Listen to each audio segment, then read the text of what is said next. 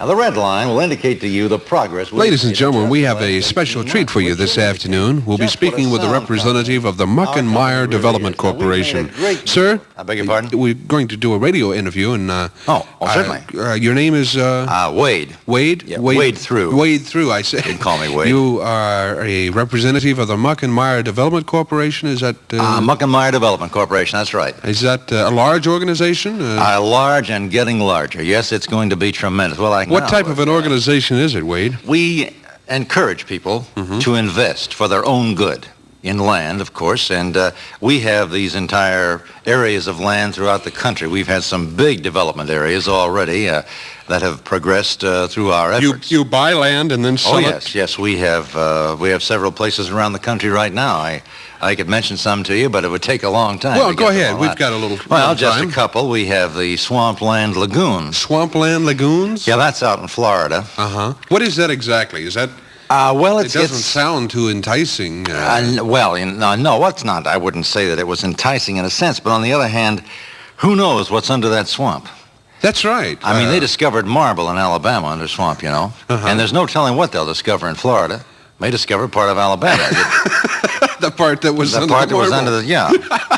I see. Well, I guess there's a trick, isn't there, to buying land? What should one know before they buy land? A number of things. One thing is weather. Weather's extremely important. Weather? Temperature, yeah. For example, when we bought the Great Northwestern Ice Slides, we didn't go up there in the summer. We're doing great stuff here. I mean, the way I see it, we have the Barren River Straits. We're working on that right now. That's here in Kentucky, isn't it? Yeah, and that's going to be our biggest thing to date. Could you describe that land for us? Oh, I can. Actually, it's... you've heard of an arroyo, haven't you? A what? An arroyo? No, sir. That's where rivers used to be. Well, a Barren River is going to be sort of seasonal. I mean, we have there so sometimes there's water, sometimes there's not. We have the Moses tributary that comes in once a year. And actually, the homes there are going to be on pontoons. Yeah, with 100-foot ropes tied to shore. And as a side company, in case there's a little trouble, we have the anchor and boat service. I see. Yeah, it's going to be a terrific thing. Listen, you wouldn't like to make a little investment, would you? How much could one buy a plot of land for in the Barren River Straits? Well, let me put it this way. You may think it's a big investment, but our down payment is so low. Our down payment is, well, I'll tell you what we'll do for you. We'll give you an acre of bottom land right in the Barren River for $50. And that's only a beginning. Because the bigger that river gets, the more your money for it. I suppose it would be. Oh, yes. You'll have fertile land there. Think of your undersea crops. I mean, oceanographers want that area. But we're keeping it for people, working people like yourself, a family man. You're a family man, are you not? Yes, married? sir. That's right. You're a salaried individual. We keep it for people like that because there's too many rich people in this country right now. At least that's the way I've always felt. How did your company come about with its name, Muck and Meyer? It's... Well, it is kind of catchy. Yes, it is. Actually, we were rained out of a couple of places, and we were doing some work in India during the monsoon. Some years ago, we were going over there to try to help the Indians out of their money. And it got rained on. They call them the monsoons over there. And actually, we were pretty well bogged down. We were going to call it the Bogged Down Construction Company. But there was one of the fellows married a girl whose maiden name was Bog. You know how that is, and it gets to be a mess. So we called it Muck and Meyer. Muck and Meyer. Yeah. And it's got a lusty type of old Western... Yeah, and it helped us because they were a couple of our creditors, and they let us use the name. You name something after somebody, they feel good about it, Anyway, it's been a terrific hit ever since that name, as a matter of fact. We started to go straight up. We got the plane out of there as quick as we could, and... went to Idaho for a while. Idaho's a big potato. From India to Idaho. Yeah, we like the eyes. Hung up on the eyes. Yeah, the eyes have it. And at least that's what I've always said. Well, how long have you been with the Muck and Meyer Development Corporation? 12 days. But the company's... Having only been with the company for 12 days, how do you know all this stuff about the company?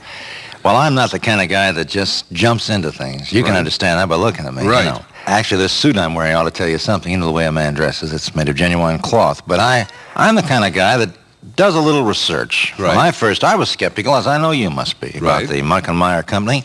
But I did a little research, and I found out that there was a lot of land on their property. And I thought, well, this must be a good place to get in, to go to work for these people and find about. So I went over, and they said I was what they were looking for. A guy who really knew where it was and was going to try to get it. And you were hired right on the spot? I was hired right on the spot, actually, because we didn't have any chairs in the office. And I went right to work immediately for them. I took their brochure and I read the page through, and I knew right away that, those 12 sentences were going to make me a rich man. What were those 12 sentences? What did they say? I don't know what they said exactly, but they said a lot of things like keep your chin up. And of course, in our land, you kind of have to, because, like I say, we seem to have getting a lot of rainy places. Wasn't I reading a few weeks ago where the Muck and Mire Development Corporation has come under congressional fire, is going to be investigated by the Senate Judiciary Committee for unfair developing tactics? Well, I'll tell you. I'm going to tell you the truth. I'm going to come clean with you because I like your face. I'm serious about this.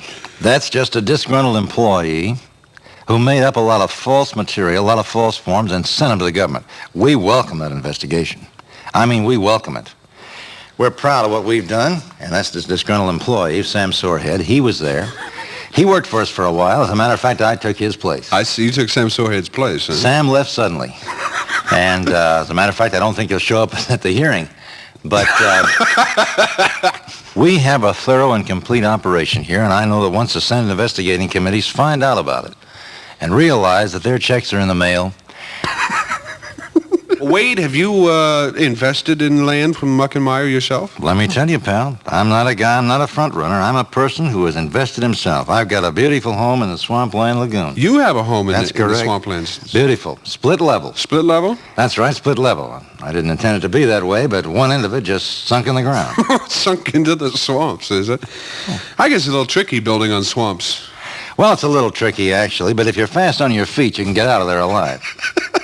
Well, Wade Through of the Muck and Mire Development Corporation, I want to thank you for being on our show this afternoon. It's been very enlightening, and I realize you have to run. You mentioned something about an appointment. Yeah, that's right, pal. I've got an appointment at the Federal Building. Another land deal?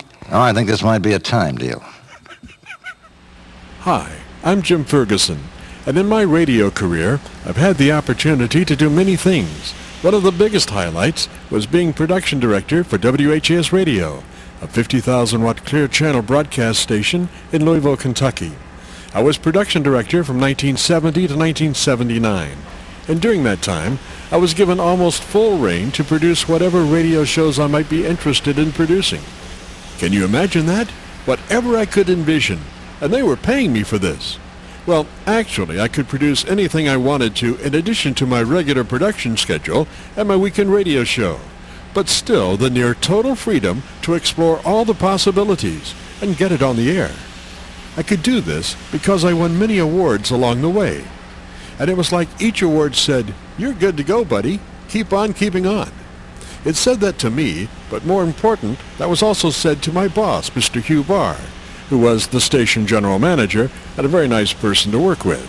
I think he hired me because he thought I was creative and knowledgeable in broadcast electronics.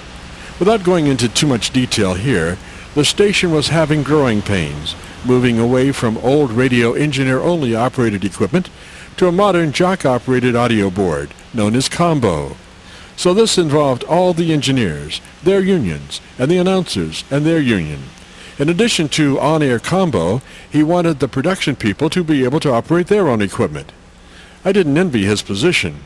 It was like trying to pull two large mountains together with a lasso, and I was part of that lasso. He knew I was thoroughly capable of operating my own production equipment. He also knew that I knew pretty much everything the engineers knew, so I could talk turkey with them instead of getting a technical snow job. No more maintenance slips in the general interoffice mail. They would now be hand-delivered downstairs to maintenance immediately. Long story short, I was the canary in the cave, but I carried a shotgun, the station manager's backing. So if you want to just get to the high points, start at 1970. If you're interested in how I got there, just let it roll. But keep in mind, you're the editor. All you have to do is hit next when needed. Thank you. Radio, the beginning. Radio began long before any of us were born. The frequencies that radio uses to operate on are as old as Alpha, the beginning of this universe. It took man many years to learn how to use those frequencies to make radio signals. In the very beginning of radio, he didn't even know how to transmit his own voice. He was reduced to dots and dashes. He wrote a letter code made up of those dots and dashes. It was called the Morse code. It was used first on telegraph lines strung along poles from coast to coast and under the ocean around the world. Then that code was embraced by radio as its main form of communication. Radio became the newer telegraph. The main difference between them was that radio didn't need wires to transmit from point A to point B. Radio could go instantly around the world from point A through Z and all points in between instantly. Throughout the world and the universe, these radio signals traveled and would tell of many stories of distress and drama, joy and triumph, major news events in progress. Radio was found to be indispensable. Most all ships and planes had wireless telegraph sets. But there were many who knew that radio could be so much more than dots and dashes, and they spent hours and hours, months and years unlocking the possibilities of transmitting the human voice through the air. Man's essence teleported to all parts of the world while he stood in just one small micron of space. And yes, at some point, in some experiment, voice was sent successfully wirelessly. It was crude, the voice very distorted, sounding more like static than human, but the voice was controlling the static. From there on, it was a race to improve the quality. Man had achieved one of the greatest dreams of civilization, wireless transmission of the human voice. The very first voice signals on the air were limited. It was called push-to-talk. The mic had a push-button switch on it. You listened, then pushed the button to talk. Transmissions were short and to the point. But somehow, as time passed, it seemed like radio kept showing up at more major world events. Major news stories started coming in by radio first. It would be hours, if not days, before newspapers would have it.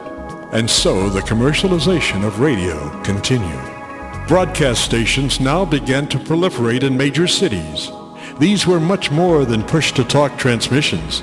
These stations were on the air for hours and hours at a time, relaying the news of the day from around the world. The effect was magnetic in the truest sense of the word. By the time I was born in 1944, radio already had a long history of achievements. It now proudly stood its vigil, like a watchdog in the night, to warn others of approaching danger. And then it began to entertain the listening audience between the disasters and warnings.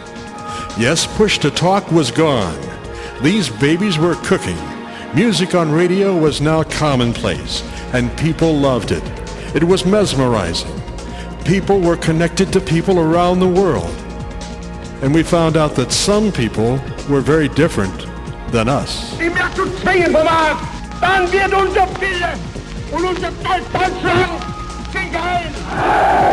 Radio was tremendous at painting visual word pictures. Get it started. It's rising terrible. Oh. It could take you there in an instant, wherever there happened to be. We interrupt this program to bring you a special news bulletin from CBS World News. A press association has just announced that President Roosevelt is dead. Radio just connected you to your town, to your state, to your country, to the world and beyond. Well, maybe now we are getting ahead of the story. So much for the radio overview. Let's get on with my radio dreams. Here are some basic facts we'll be dealing with in detail. I was bitten by the radio bug by 6 years old. My grandfather had been bitten by the same bug, and he helped me discover how to scratch it. I was radio broadcasting throughout the local neighborhood by 12. And you'll have a front row seat following the adventure, from 5 watts to 50,000 watts. And it's all documented on tape. This is a one-of-a-kind interactive documentary, which has taken a lifetime to produce. And it's dedicated to all children everywhere who have radio dreams.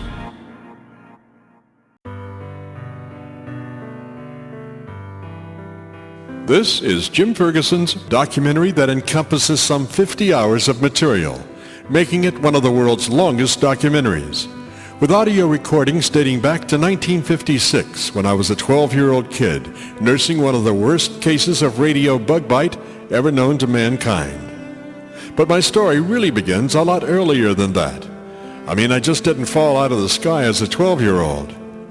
I was raised in the country in West Palm Beach, Florida, a few miles out of town. The earliest thing I remember was my grandfather and grandmother coming to live with us when I was 6 or 7. A few days before they arrived, my family, my father and mother and sister and brother, were hard at work packing up things in the garage and putting them into cardboard boxes. We stacked and we piled, and that wall of boxes climbed toward the garage ceiling. To hide all those boxes, we hung a cloth blanket to make a wall. The garage side door now became this small apartment's front door, which opened onto a breezeway that was about 15 feet wide and connected the main house to the garage. The next thing I remember was that my grandfather had built a garden area a good walk from the main house. This specific area had been chosen because of the heavy black muck soil, ideal for growing.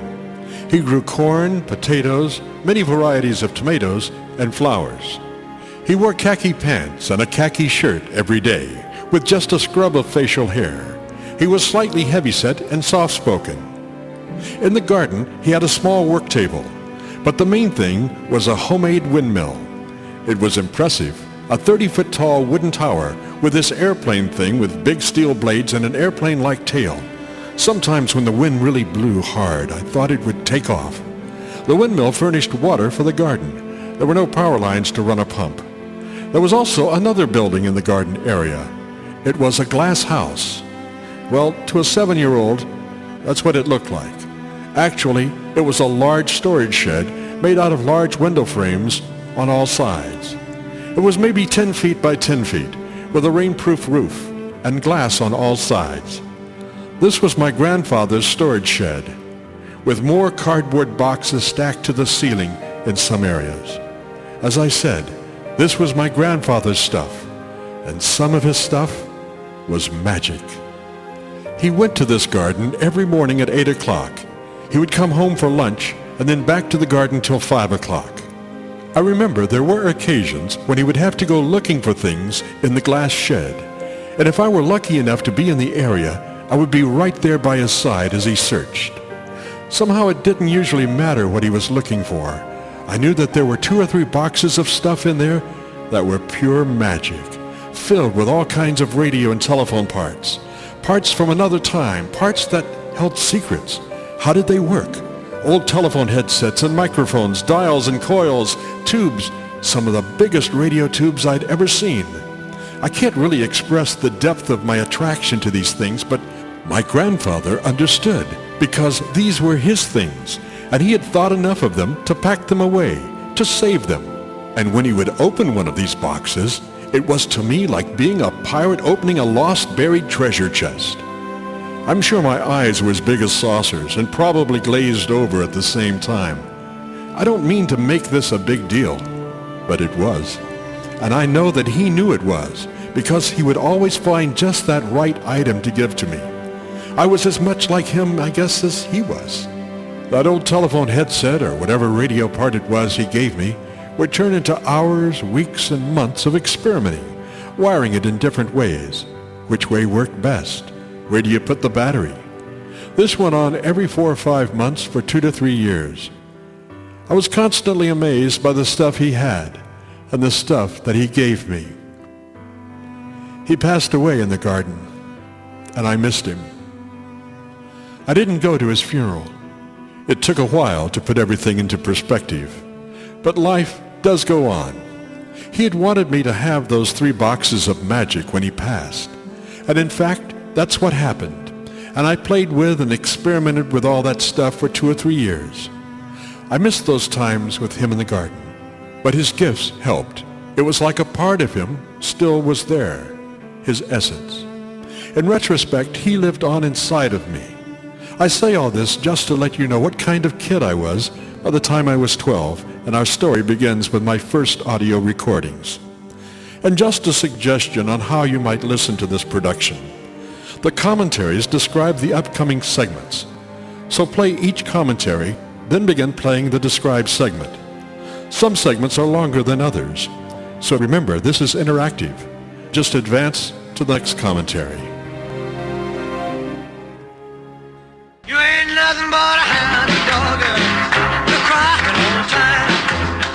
You ain't nothing but a hound dog, crying all the time. Well, you ain't never caught a rabbit and you ain't no friend of mine. It's 1956, and about all you could hear on the radio that year was this guy, Elvis. During this production, we'll be checking out a ton of #1 music hits for each year we're talking about. Music that I grew up with and later played on the radio. And music that you like so much, you made them certified #1 Billboard hits. Well, let's get on with it. I was going to call this the Jim Ferguson Radioactive File. It is a chronology of my radio career. But the more I think about it, it's like having been bitten by the radio bug. I was bitten at a young age. When? Well, I can't remember wanting to be anything else but on the radio, talking to hundreds of people at the same time. It was exciting and simultaneously terrifying. The following segments serve as testimony to the dreams of a child. It was 1956. I was 12, and thanks to my first cheapy tape recorder, these moments are preserved. These tapes are well over 50 years old. But as you listen, I think you can hear the germ of sincerity. They're presented as an inspiration to kids everywhere who have great loves and dreams of accomplishment. I think I can hear a 12-year-old now scratching his radio bug bite. Good morning, ladies and gentlemen. This is WDTR Radio signing on for another day of broadcasting. WDTR is owned and operated by WDTR Incorporated and operates on a sign frequency of 650 kilocycles. WDTR has a maximum output of 5 watts. This is WDTR, an experimental station in West Palm Beach. Stay tuned now for NBC Radio News on the hour. 1, 2, 3 o'clock, 4 o'clock, rock. 5, 6, 7 o'clock, 8 o'clock, rock. 9, 10, 11 o'clock, 12 o'clock, rock. We're gonna rock around the clock tonight. Put your glad rags on. Join me home. We'll have some fun when the clock strikes 1. We're gonna rock around the clock tonight. We're gonna rock, rock, rock till for broad daylight. We're gonna rock around the clock tonight. Throughout this odyssey, there will be many segments called the commercials. Commercials were like movies in fast forward. They could be done in a couple of hours, and they stood up by themselves. Here's commercial series #1 from 1956, as I saw it as a 12-year-old. We are not going to interrupt this record. Yes, we are. Jim Ferguson, Special News, Cape Canaveral. We understand Mercury Control was in direct radio contact with astronaut Clarence on the moon. We asked them how the transmission arrived here that distance. They replied, On the wings of the snow white dove. Calling Cape Canaveral, calling Cape Canaveral, calling Cape Canaveral.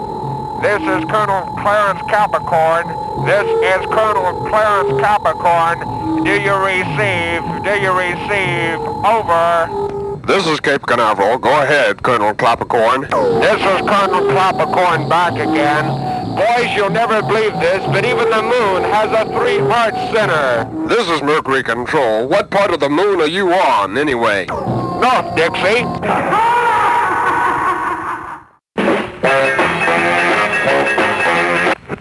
We interrupt this record to bring you a special bulletin. Jim Ferguson, Special News, Cape Canaveral. We understand from Mercury Control that astronaut Clarence Capricorn is no longer in orbit. Mercury Control is trying frantically to reach him by radio. For a direct report, we take you to Mercury Control. Come in, Mercury Control, please. Cape Canaveral calling Colonel Capricorn. Do you receive? Over. This is Colonel Capricorn. Go ahead, Cape Canaveral. Colonel Capricorn, what is your position? Repeat again. What is your position? Over. This is Capricorn back to Canaveral. Man, you know this is my lunch hour. I'm at 21 North Military Trail, Duff's Drugstore, overlook 32900. This is Mercury Control. Back to Colonel Clarence Capricorn. Tell me, sir, why do you eat there? Why not? There's no better place to eat in the whole wide world. This is Clappercorn Clear. And you'll be clear, too. Or I think you're clear. Clear out of this world when you eat at Duff's Drugstore, 21 North Military Trail, Overland 3, 2900.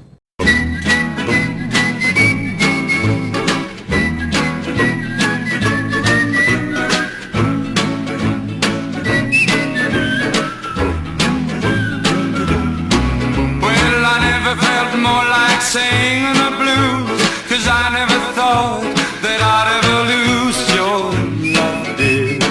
Why'd you do me this way? 1956 was a very good year for me. My mom and dad did everything they could to support me. My mom got me my first tape recorder, which was just what I needed. What a gift. What a learning tool for someone wanting to be in radio. But she also got me something else. Something even more important, my first radio transmitter. And that was the icing on the cake. She was working at the airport as a civilian secretary in the Air Force Military Air Transport Service, known as MATS. She worked for 4 or 5 department heads. She did all of their typing and filing. Well, somehow she had been telling the guys about me, and one of the guys said, I have something he might enjoy. It turned out to be what was called the one-tube wonder. It was a low-power AM transmitter in a small metal box with air holes all around to let the heat escape from the tube, which you could see glowing inside. The officer who had it was electronically inclined. He knew what he was doing, and he had made certain electronic modifications to this one-tube wonder, which made it much more powerful than the normal one-tube wonder.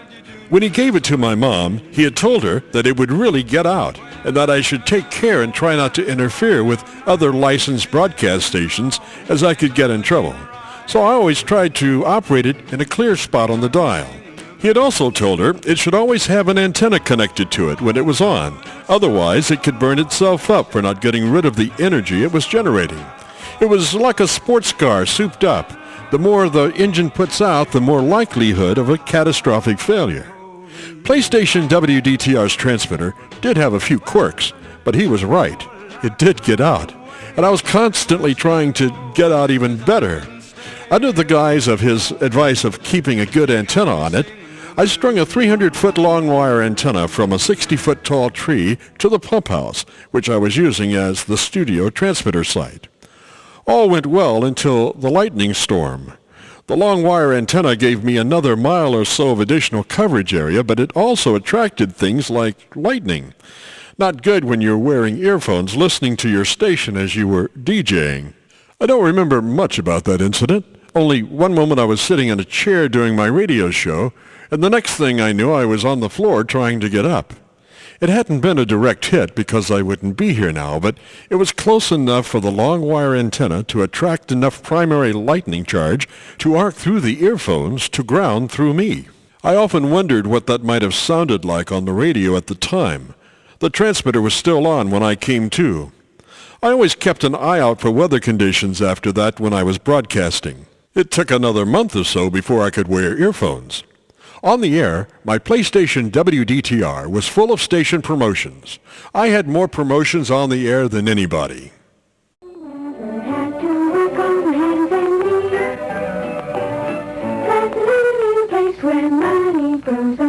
Yes, it's true. Rebel Radio has a treasure tree, and it's located someplace in West Palm Beach. Your job? Find it. Find the tree, and you find the money.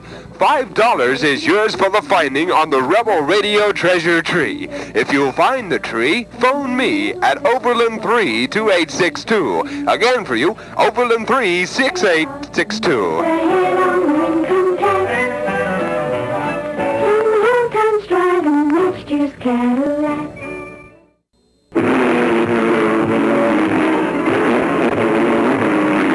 Tooling down the highway doing 79. I'm a twin pipe papa and I'm feeling fine. Hey man, dig that. Was that a red stop sign? This is the Rebel Radio Heed Speed Time. If you're speeding, heed it. Remember, speed can kill, and it can kill you at any time. So don't speed. Take it easy on the highways. Watch out. I ride about 8:45. I gotta make a date with that chick of mine. I cross the center line, man, you gotta make time.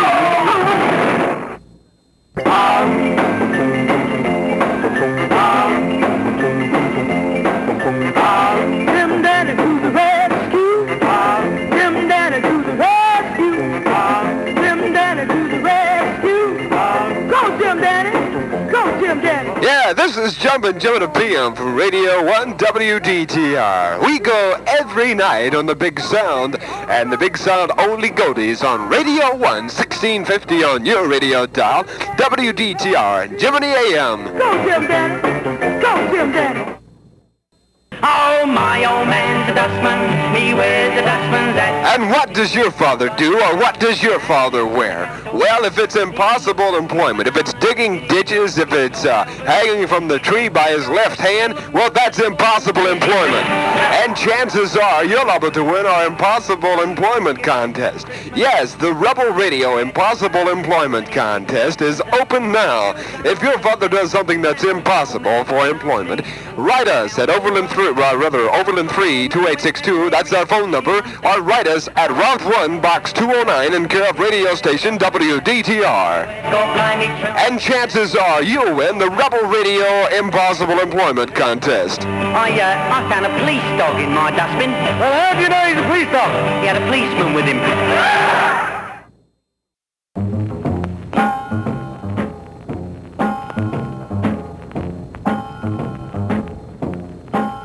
Well, when it comes to bopping a natural finger popping, baby, you sure do swing. And when it comes to bopping and a natural finger popping, Daddy, you are the king. Baby, you got me beat up and down, inside out and across. That's right, you're the boss. We don't know what to play, really. And if you have a special selection that you would like us to play, write us. This is the Rebel Radio Write-In Contest. That's right, write us here at Route 1, Box 209, Dillman Road, in care of radio station WDTR, and we'll play what you want. Dancing and down home romancing, baby, you are the queen. Man, when push comes to shove, when it comes down to love, you're a horse. But in the middle of the night, when the moon is shining bright, you're the boss. From the very beginning, my multi-interest in both the electronics and the programming side of radio was very advantageous in pursuing my radio career.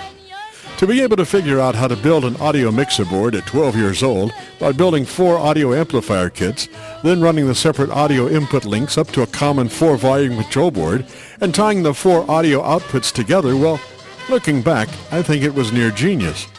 Maybe not genius, but pretty smart for a 12-year-old. Particularly when getting a real audio mixer board would have been impossible money-wise. But it did require a lot of work building those 4 audio amp kits and then wiring them in just the right manner to make a mixer board. And then putting a VU or volume meter on the mixer board to show how loud the audio signal was. But then wiring it to the transmitter at just the right volume level was touchy and ultimately required the addition of a special control just for that. If the signal from the mixer board to the transmitter was too loud, the transmitter audio would be distorted. If it were too weak, the radio signal would get lost in the noise. So I would listen to a regular station on my radio receiver, then tune it quickly to my station and try to compare the 2 audio levels. If the other station was louder, I would adjust the special volume control on the mixer output feed to the transmitter. If my station was louder, I would turn it down to try to match the other station. It took a lot of testing. I can recall working on it for many days and to all hours of the night, trying to get it right. So from 1956, here's an audio air check of me testing and adjusting the transmitter audio level on the air. Repeat, this is at 100% modulation.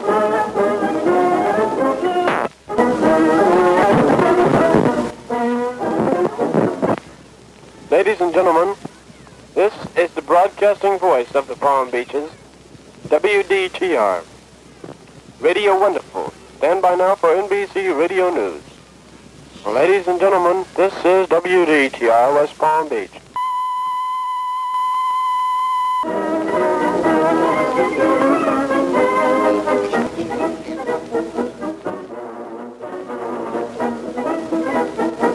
And now here is the news.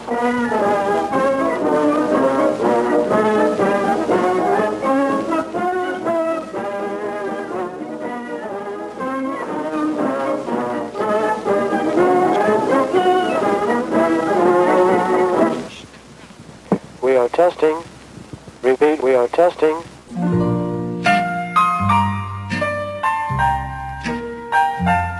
As I mentioned earlier, practice is the road to achievement. The ability to read well in radio is vital. Reading aloud is a whole different situation than reading silently. And to record your voice as you do so gives you the opportunity to hear yourself abstractly on playback. You can listen very closely without the distraction of actually reading. And we knew that when dawn grew fair, some prisoner had to swing. Right in we went with sole intent on death and dread and doom. The hangman with his little bag went shuffling through the gloom, and each man trembled as he crept into his numbered tomb. That night the empty corridors were full of forms of fear, and up and down the iron town stole feet we could not hear. And through the bars that hide the stars, white faces seemed to peer. He lay as one who lies in dreams in a pleasant meadowed land, and the watchers watched him as he slept and could not understand how one could sleep so sweet as sleep with a hangman close at hand. But there is no sleep when men must weep who never yet have wept. So we, the fool, the fraud, the knave, that endless vigil kept. And through each brain on hands of pain, another's terror crept. Alas, it is a fearful thing to feel another's guilt, for right within the sword of sin pierced to its poison hilt, and as molten lead were the tears we shed for the blood we had not spilt. The warders with their shoes of felt crept by each padlocked door, and peeped and saw with eyes of awe gray figures on the floor, and wondered why men knelt to pray who never prayed before. Well, all I want is a party doll. Come along with me when I'm feeling wild. To be ever loving, true and fair. To run her fingers through my hair. At 13, an older friend of mine wanted to start a tape-syndicated gospel radio show and asked if I wanted to help. He had secured a building to house his youth outreach program, and he'd also secured a radio audio mixer board from a church that no longer was broadcasting. This thing looked like a B-29 with tons of control knobs and meters and buttons. Boy, the radio bug was biting hard. This thing even had 2 turntables. My friend had no idea how to operate it, but it was just what I'd been dreaming for. Stand back. My time had come. It's time for Youth on the Beam.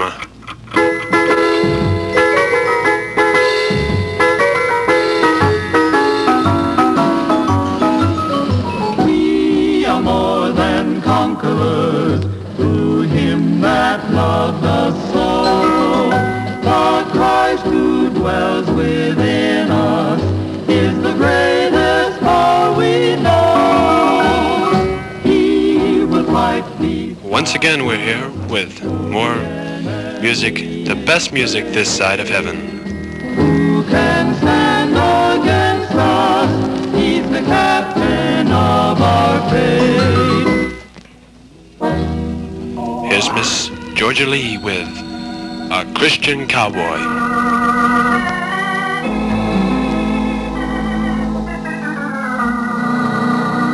The devil is a rustler, and many are his men who ride the plains and valleys, branding souls with death and sin, bringing astray for the Lord.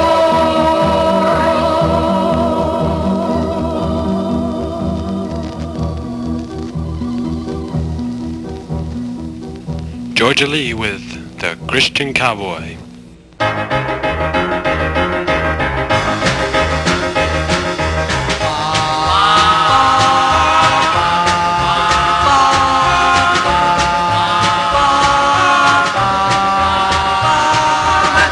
Coming up, it sounds like a good day at PlayStation KXBT.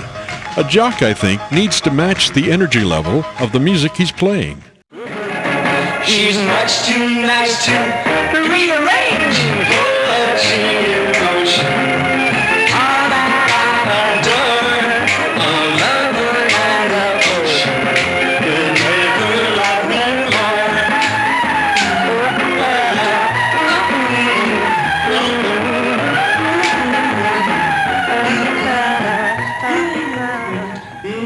That's Bobby E on KXBT. Ooh, yeah, music for you, music lovers. Soundstage number 2. Now you know. Whoa, whoa, yeah, yeah. Love you more than I can say. I love you twice as much tomorrow. Whoa, whoa, love you more than I can say. Whoa, whoa, yeah, yeah. Dream, dream, dream, dream, dream. One additional thought. I call this segment The Man with the Mic. It's one of those observations that one can only make later in life, because at the time it was happening, one's just too close to notice. I can recall 3 specific instances where my radio bug addiction was peaked, or should I say, where I was green with envy. In West Palm Beach, when I was growing up, there was a teen dance at the Civic Center, and I can recall going many times. I would usually wind up standing around the MC area. He would intro the records and announce record dedications. I just watched him work, and I remember that shiny chrome mic that he talked into, and how it sounded on the speakers around the dance floor. And I wondered if I would sound as good as he did if I were doing it. Well, they had special guest DJs from time to time, and once I was lucky enough to get to do it. I don't have any idea what I said at the time, but I do recall walking on air for the rest of that night and for many days to come. I recall another interest I had at the time was Little League Baseball. And at the baseball field, they had a PA system with a guy up in the press box above the concession stand. I would listen also to his voice ring out across the bleachers and field. It was strong and clear, concise and confident. From time to time, I could catch a glimpse of him holding this small green metal mic as he held it to his lips. It had a push-to-talk button on the mic, and you could hear a small click as he pushed it to speak. The speakers were mounted on poles around the field. They were outdoor PA horn types. His voice coming through them was very concise. I remember thinking, I could do that. I never got the chance, but I remember thinking about it. The third incident in my Man with the Mic segment had to do with an actual radio station in West Palm Beach. The station was WEAT Radio. Its programming was mostly smooth jazz at night. It was in the same building as WEAT TV, and they would leave the side door unlocked until midnight or thereabouts so people could come and go after the 11 p.m. TV newscast. Well, I knew one of the young camera operators, and he had introduced me to the all-night announcer for WEAT Radio. And from that time on, I would drop in and visit him when he was on the air from time to time. I would sit to his right side. There was a turntable console between us. I would watch him work, how he queued up the next record on the second turntable, how he worked the knobs on the audio board, how he held the toggle switch that put his microphone on the air. At about 2:25 or so in the morning, he would usually take a quick break, and he would say, "Come over here and sit down at the console. And if I don't make it back in time, open the mic and say, 'This is WEAT Radio West Palm Beach,' then turn off the mic and hit the switch to turn on the next record." Well, the first 2 or 3 times he made it back just in time, but the 4th time he didn't. And I was so surprised when I realized I was going to be on the air. But I did it, and it went perfect. He showed up a couple of minutes later and asked how it went, and I said, "Great," but I think he'd been listening to it somewhere else in the building just to be sure. I guess what I'm saying in this segment is my fascination with microphones is so obvious to me now, but at the time I didn't realize when I was around the man with the mic, I probably had that kid outside the candy store look. And then I was lucky enough to become the man with the mic myself. Dream, dream, dream, dream.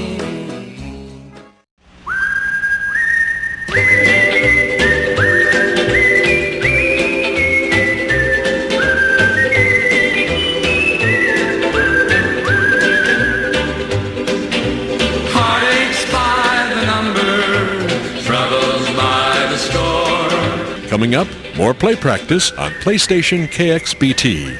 Party Line was another operating under pressure test. There was only one turntable, so you had to ad-lib as you changed records. The test was to see how many records you could play in half an hour and try to sound professional with just one turntable. Hello, this is Party Line, and we have music for you. The preview of the Big Band Battle of the Bands. That's what we have tonight. Leading off with Eddie Cochran.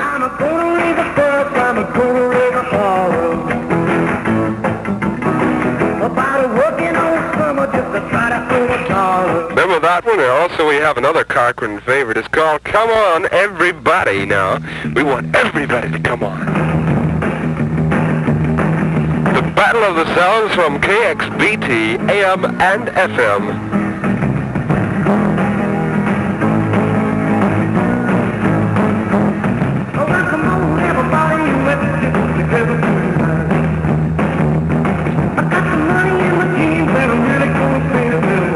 Party Line's gonna rack tonight. We also got Roy Hamilton and Don't Let Go, Baby, and we won't. I swear we won't. Roy Hamilton, KXVT Flashback.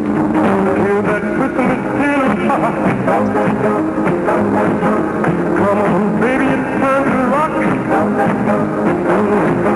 I'm so happy I got you here.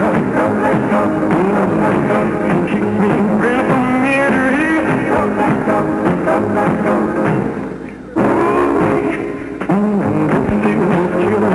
That's right, Roy Hamilton at WDTR and KXBT Flashback, and on we go, the musical show, another Oly-Goly Flashback.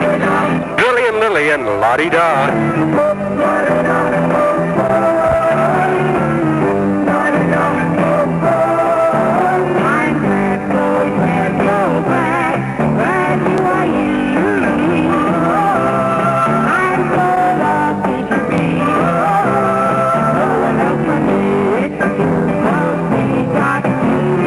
That's about 1956 music there, and then Elvis came along right on their trail with Rock down and cry over you.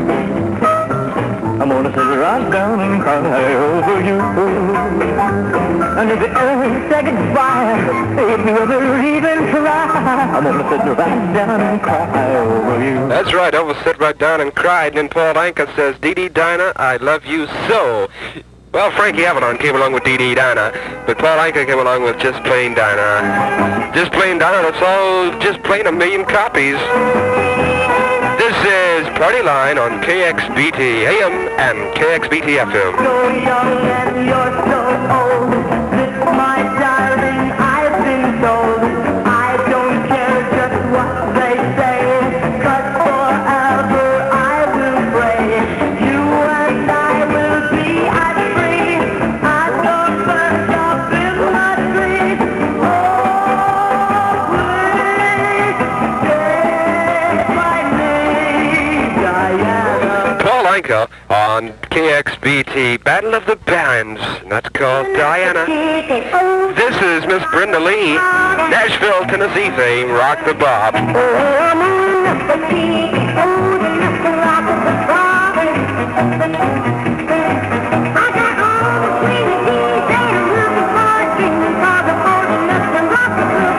We've got to move sort of fast to get all of them in. Ricky Nelson came along about 1957 or 58 with Waiting in School all day long.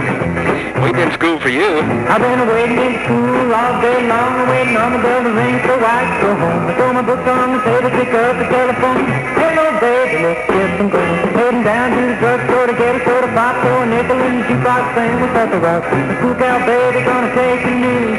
She looks good in the baby doll shoes. That's a one, a two, out of the door, 3, 4, come on and let's play some more. And that's exactly what we're gonna do. Here's Jerry Lewis and Little Queenie, I love you, truly do.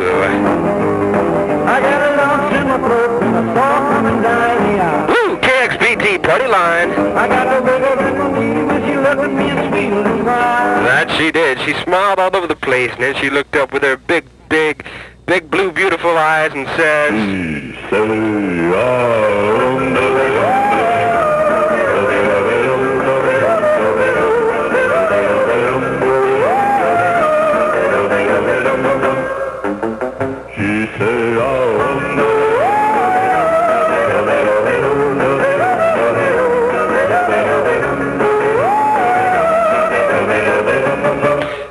Diamonds on KXBT Party Line, telling us all about what she said. And also on Party Line, Buddy Knox with Party Doll. Come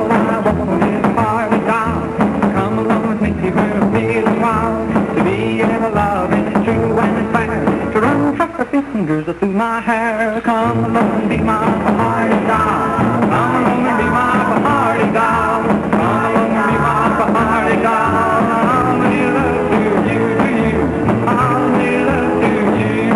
That's what we're going to do. We're going to make love with records. Larry Williams came along with Boy Maroney.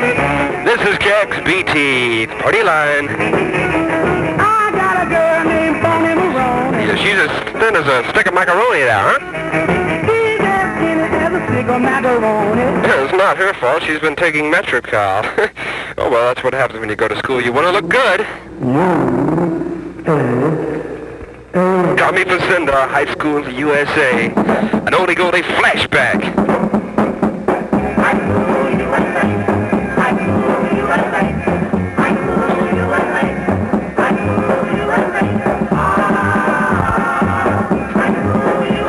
Come Friday noon, gotta have that street. Got my books in the Missouri. Go up and down to the soda shop.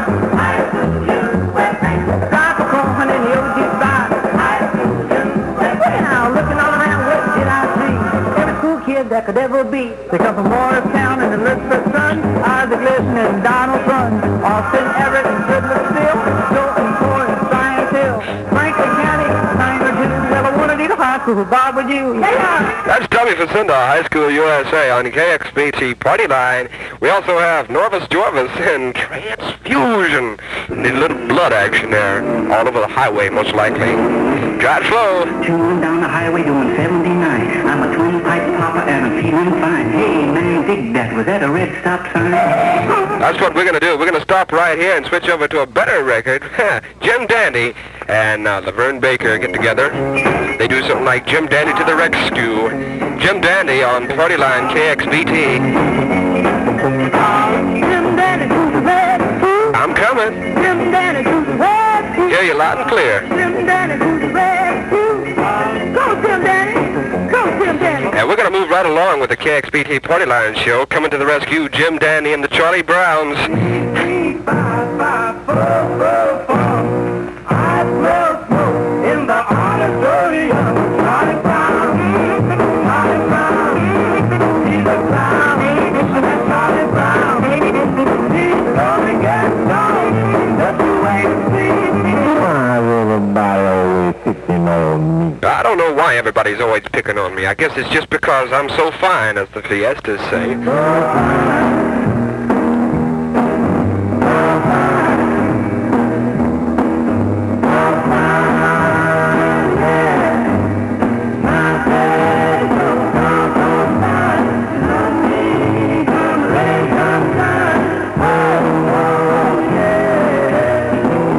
That's about 56 action there. Action there. The Fiestas and So Fine. And then Fleetwood come along and messed up the whole thing. Soft and swinging. The Fleetwoods and Come Softly to Me.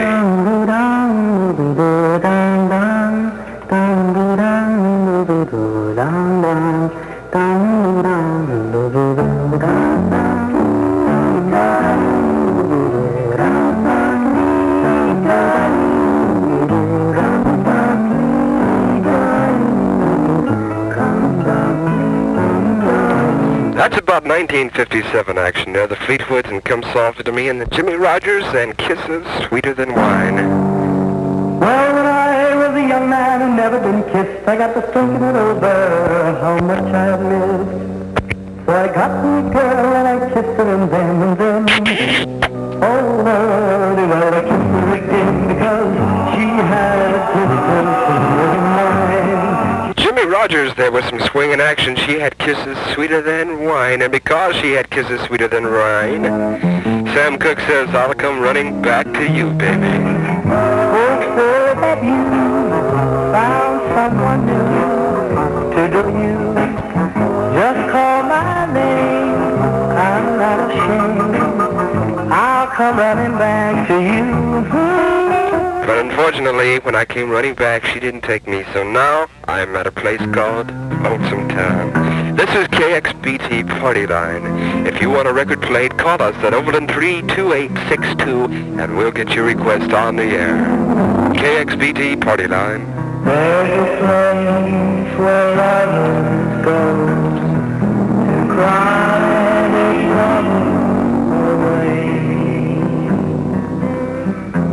and they call it Lonesome Town, where the broken hearts stay. Then from Lonesome Town, we move to a place with Roy Orbison, and it's Only the Lonely Know How I Feel Tonight. KXBT Party Line Flashback. Jim and Appeal swinging the music for you. If you want our dedication, phone us here at Overland 32862. We'll get it on for you, boo-boo.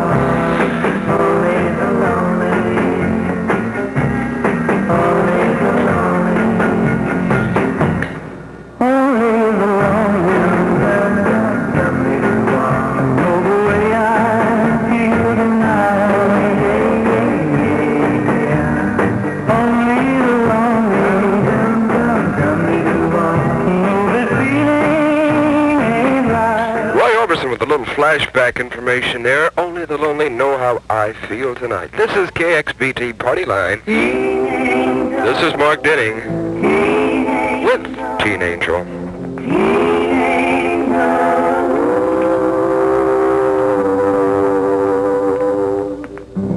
That fateful night, the car was stalled up on the railroad track. I put you out and we were safe, but you Mark Denning with a little Teen Angel action there on KXBT AM and FM Party Line. What? These are the Nocturnes and the Viscounts and Harlem.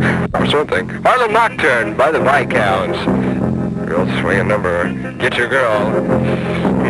We let it play a half a second longer. Well, what? I thought you were Speedy Gonzales. I mean, you know.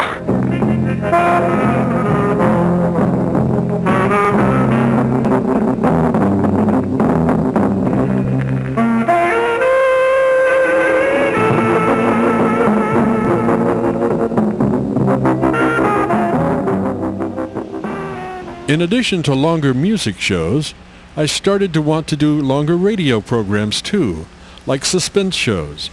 So with almost no technical production capabilities, I found an article in a magazine and gave it a shot.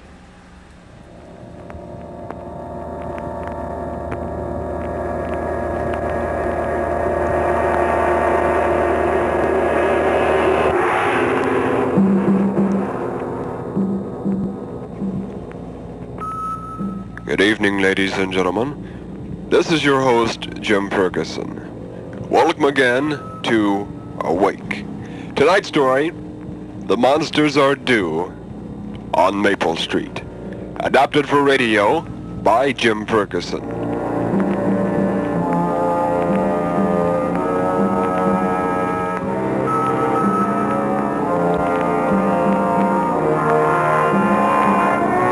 This is another in a series to keep you awake. Ladies and gentlemen, the monsters are due.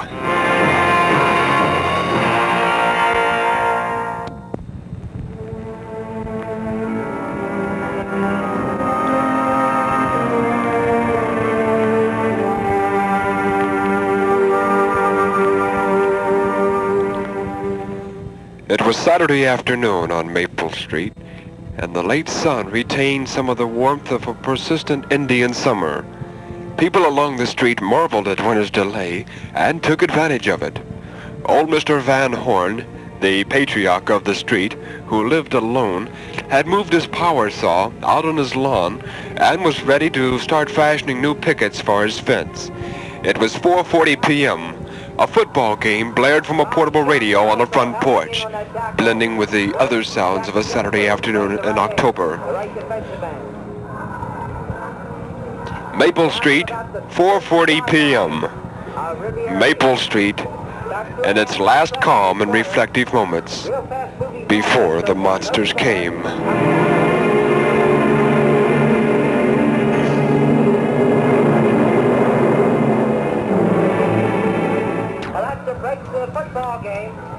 Steve Brand, 40-ish, a big man, in an old ex-Marine set of dungarees, was washing his car when the lights flashed across the sky. Everyone on the street looked up at the sound of the whoosh and the brilliant flash that dwarfed the sun. "What was that?" Steve called across at his neighbor, Don Martin, who was fixing a bent spoke on his son's bicycle. Martin, like everyone else, was cupping his hands over his eyes to stare up at the sky. Looked like a meteor, didn't it? I didn't hear any crash, though. Nope, nothing except that roar. Steve's wife came to the porch, and then she said, Steve, what was that? Guess it was a meteor, honey. Came awful close, didn't it? She went back into the house and became suddenly conscious of something. All along Maple Street, people paused and looked at one another as a gradual awareness took hold. All the sounds had stopped, all of them. There was a silence now. No portable radio, no lawnmowers, no clickety-clack of sprinklers that went round and round on front lawns. There was a complete silence.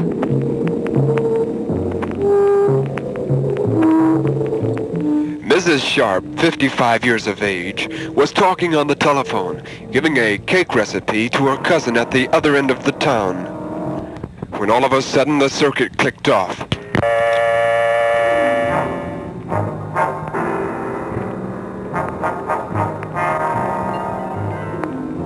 Old Mr. Van Horn was right in the middle of sawing a 1x4 piece of pine when the power went off.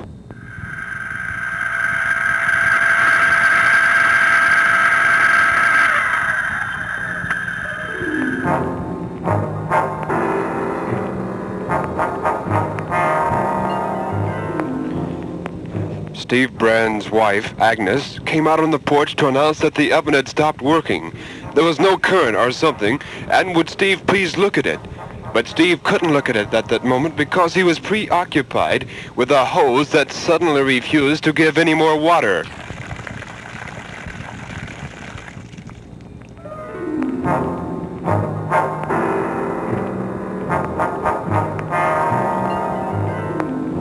Across the street, Charlie Farnsworth, fat and dumpy in a loud Hawaiian sports shirt that featured hula girls with pineapple baskets on their heads, barged angrily out toward the road, donning any radio outfit that manufactured a portable with the courtesy to shut off in the middle of a third-quarter forward pass.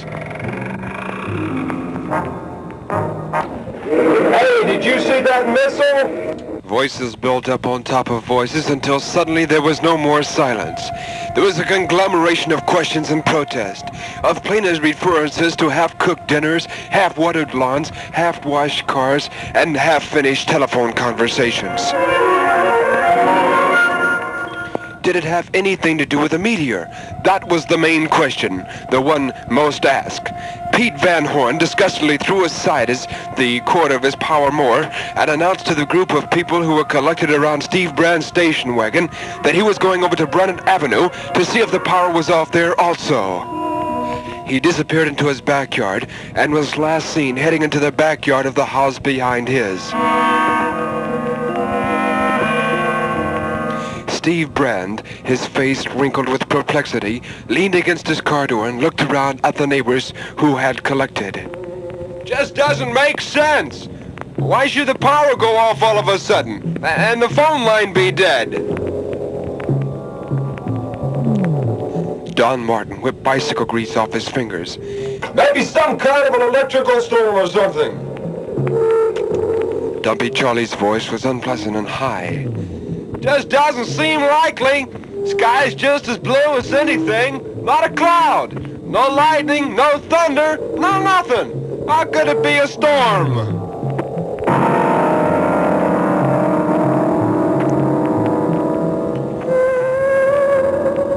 Mrs. Sharp's face was lined with years, but more deeply by frustrations of earlier widowhood. Well, it's a terrible thing when the phone company can't keep its line open. It's just a terrible thing. What about my portable radio? Ohio State's got the ball on the Southern Methodist 18-yard line. They threw a pass and the darn thing goes off just then. Charlie picked his teeth with a dirty thumbnail. Steve, why don't you go downtown and check with the police?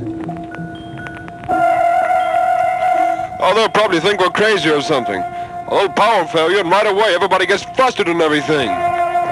Just isn't a power failure. If it was, we'd still be able to get a broadcast on the portable. Oh, all right. I'll go downtown and we get all this straightened out.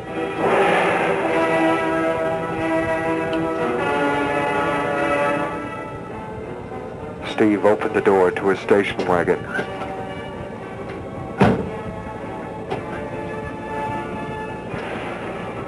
He inched his big frame across the front seat behind the wheel and turned on the ignition and pushed the starter.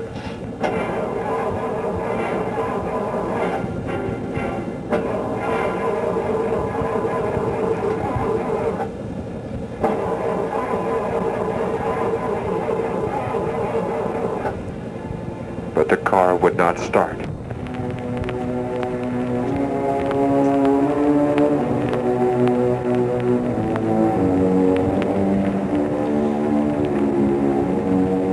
Doesn't that beat it all? It was working fine before. Maybe you're out of gas. No, I just had it filled up. What's it mean?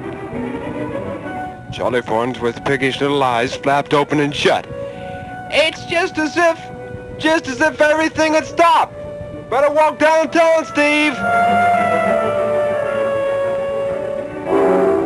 Steve got out of the car.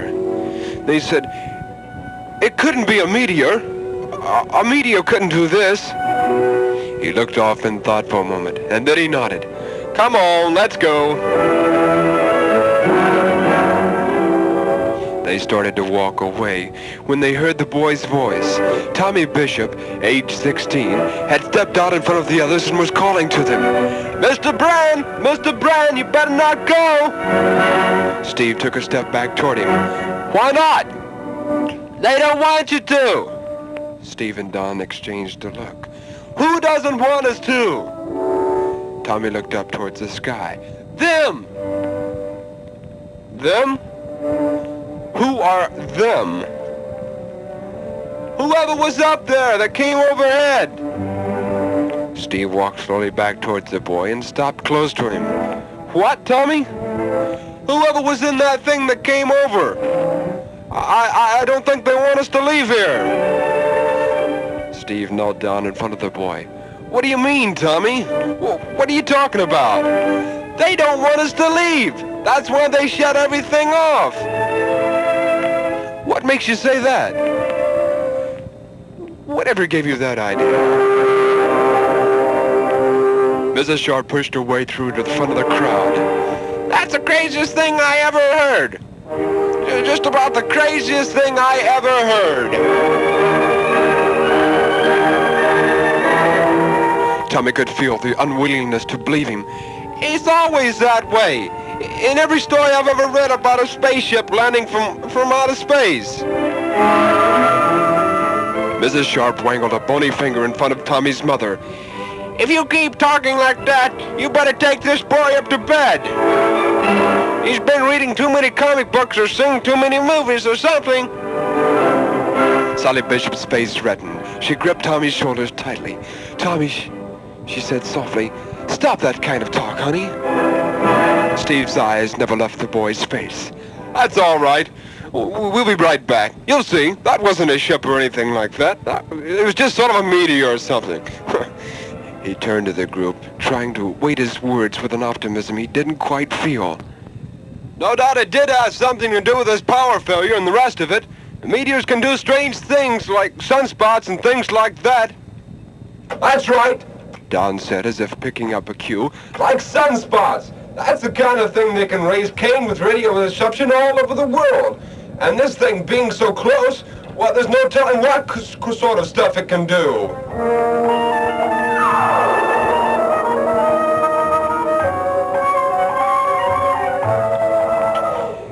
He wet his lips nervously. Come on, Steve, we'll go downtown and see if there isn't what's causing this thing. Once again, the two men started away. Mr. Bryan! Tommy's voice was defiant and frightened at the same time. He pulled away from his mother and ran after them.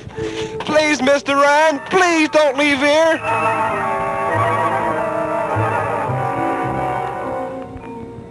Something about the intense little face made everybody turn and look. Something about the words that carried such emphasis, such belief, such fear. They listened to these three words and rejected them because intellect and logic had no room for spaceships and green-headed things. But the irritation that showed in the eyes and the murmuring and the compressed lips had nothing to do with intellect. A little boy was bringing up fears that shouldn't be brought up. And people on Maple Street this Saturday afternoon were no different from any other set of human beings. Order and reason, logic were slipping away, pushed by the wild conjectures of a 12-year-old boy.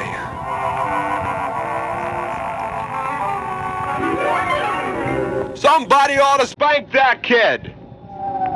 A voice yelled out from the crowd. Tommy Bishop's voice continued defiant.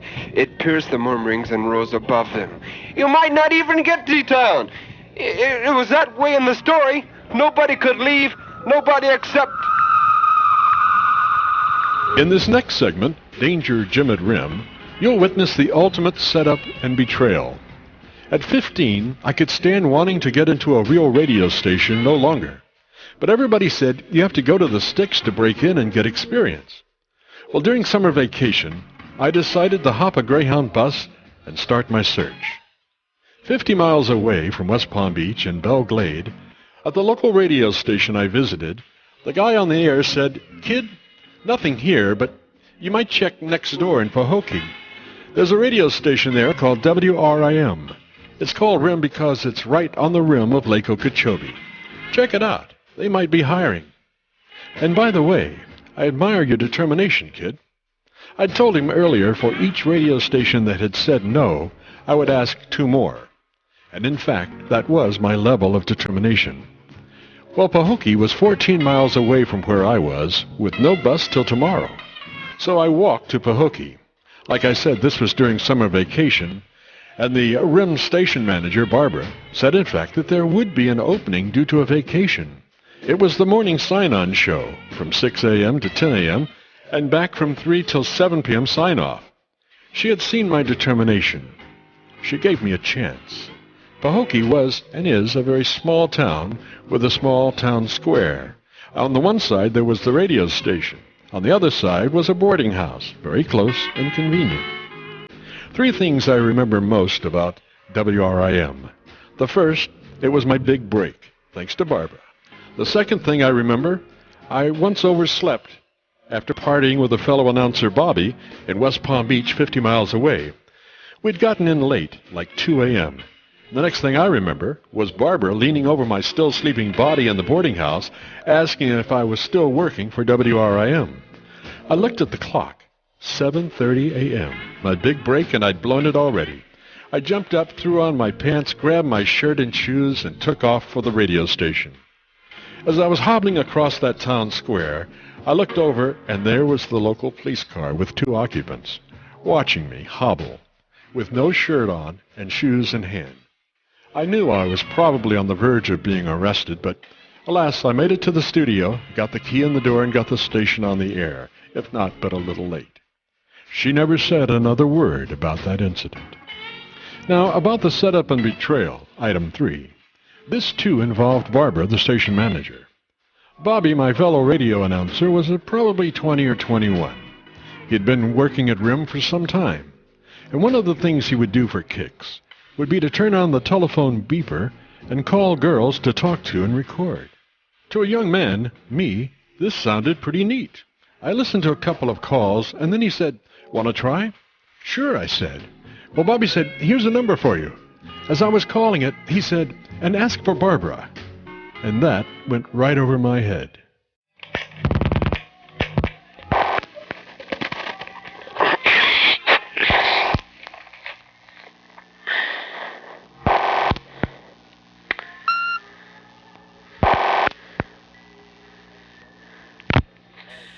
Hello? Oh, is Barbara there? Who? Barbara. I can get her to the phone. Just hold it, please.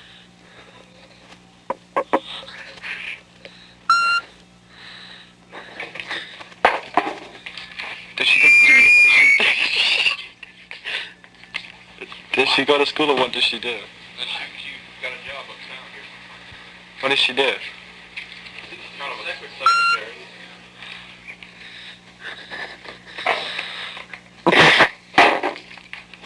How old is she?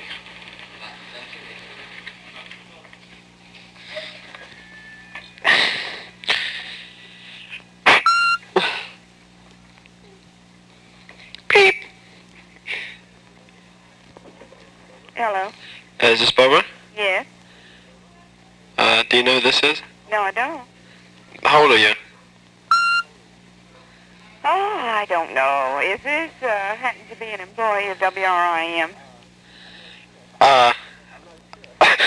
I'm not sure. Maybe not tomorrow. Why? What's the matter? Uh-oh. I think I just caught it.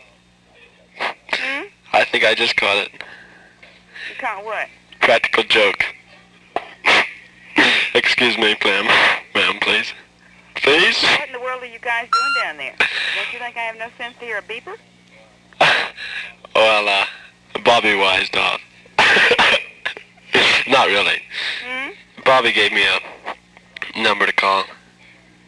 Let me talk to Bobby. Okay. Bobby's here, but I didn't give him the number. What? I said, Bobby's here, but I didn't give him the number. Well, you know this is not our phone. Well, I didn't know who he was calling up. Huh? I didn't know who he was calling, who he was calling up. Well, let's don't be doing this. What in the world you got that beeper on the line for anyway? I didn't know it. Jim, did you put that beeper on? I didn't do it. I just probably left from last night. What? Well, let me ask you this. What was the beeper doing on the line last night? Bobby? Yes, ma'am. What was the beeper doing on the line? No, I wasn't here last night. That's unique. Oh, no. That was not. Well, all right. Just take it easy then. Yes, ma'am. Yes, ma'am. Okay. Bye-bye. As a kid, one of my major challenges was asthma. I had what seemed like to me an attack almost every week. These attacks would usually take 1 to 3 days to return to normal. Some would require going to the emergency room at the hospital for a shot of adrenaline. These shots were like little miracles. I could be on death's bed at one moment, but within 2 or 3 minutes after the shot, I could feel myself being able to breathe again. The longer the time after the shot, the better I could breathe. And after 4 or 5 hours, I was past the asthma. Many times I would go into a sped-up state. My creativity was also accelerated. I would be on this creative high for a day, and it would be like a flash of creativity. I found radio and audio production to be an excellent way to vent this energy. I never could tell what started the attacks. Some said weather, some said dust, some said psychosomatic or emotionally triggered. As many attacks as I had, I think perhaps all 3 were involved. My parents at one point decided to move up the coast from West Palm Beach to Cape Kennedy to see if that might help. My dad did concrete and block construction and worked on building some of the launch pads at the Space Center. He had been driving home to West Palm Beach from Cape Kennedy every weekend. Well, I remember we got there on Saturday and drove around to see the town and the school I would be going to. By Monday, asthma. This case lasted till Friday. It was the worst case I'd had in a long time. The move clearly had not helped. We returned to West Palm Beach. I felt better. They never said we wish it would have worked out. There was no readable reaction from them about it one way or the other. But one of the things I did get out of it was during the early morning hours, asthma for me was the worst. I could hardly breathe. Moving around was almost impossible. But my ears worked just fine. So I would listen to my portable radio in bed. The further off the station was, the better I liked it. At one point I ran across this station at 690 on the dial. It would fade in and out, but overall more in than out.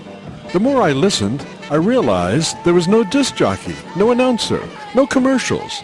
Then as I listened more closely, I could hear the records being changed automatically with a very crude 45 RPM record changer. Then an announcement that it was Sam Seberg. Seberg made some of the most beautiful jukeboxes at that time, so they had programmed this baby up to run all night long. I loved it.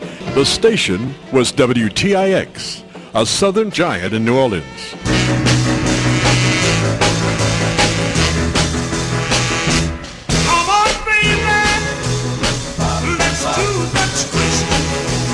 After summer vacation, and having worked a couple of months at WRIM, try as I might to concentrate on other things, the radio bug continued to bite.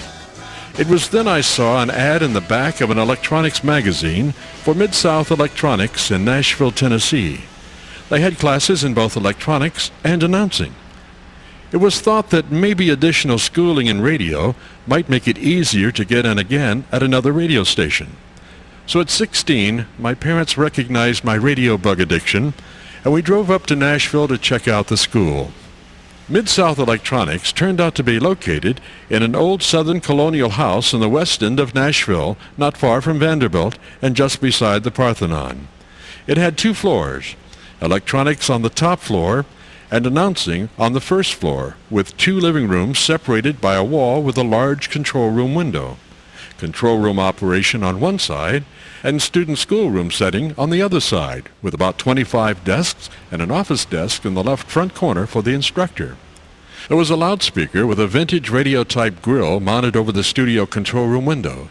Students would operate the audio console and turntables in the control room, as in doing a radio show, and the rest of the students would listen and critique in the other room. And I think it's just about my turn at the microphone.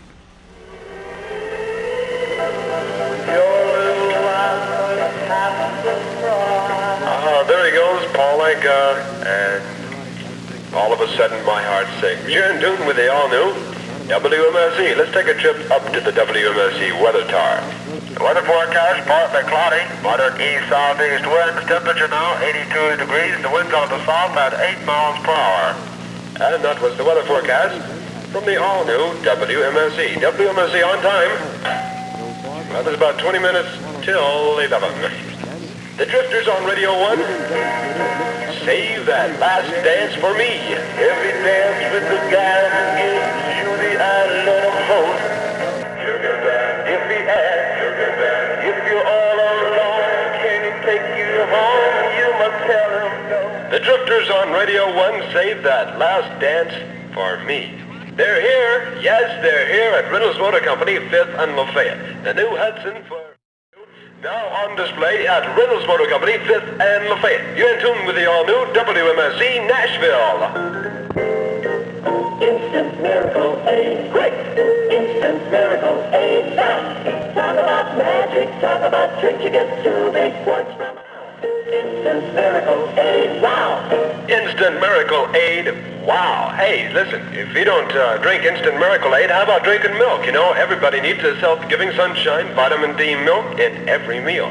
Get health-giving sunshine vitamin D in Jersey Farms Grade A homogenized vitamin D milk with the rich cream in every single drop. It's nourishing and deliciously fresh in flavor.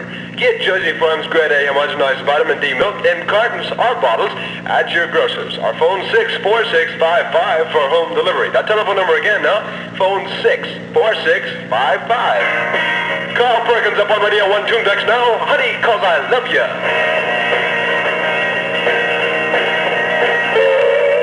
This is the all-new WMSC and the Jim and the PM show from Radio 1 WMSC. Honey, 'cause I love ya. This is WMSC Nashville, Tennessee. Rick Nelson says he's got a feeling. Well, I got a feeling that I'm gonna get you. I'm gonna get you. I got a little feeling that it won't be long. Problems all day long. Don and Phil got problems all day long. Let's check in here. Well, I drove a new Ford and I'm a jumping for joy. I tried the new ride and I'm a telling you, boy, it's all new. You love the new kind of Ford. You'll love what you find when you action test a Ford at your Ford dealers and ask about those low Ford prices. Ooh, we got caught there. Here we go now with Johnny Burnett and Ballad of a One-Eyed Jack. A one-eyed Jack rode to Monterey in the heat of the blazing sun. When Sheriff Longwood saw Kid Leo, he strapped on his fast gun. There you have it, Johnny Burnett. One called a One-Eyed Jack, the ballad of said same. Through all your days you'll sing the praise of Pabst Old Tankard Ale. Once you taste Old Tankard, you won't forget it. Kathy's Clown, Don and Phil, the Everly Brothers.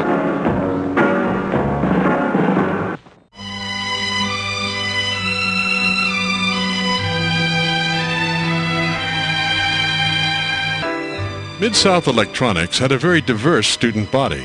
It was VA approved, so some of the students were a lot older. Names now are difficult to recall, but there was an older gentleman there with white hair and kind of like a grandpa type who did have a very good talent for making peach wine.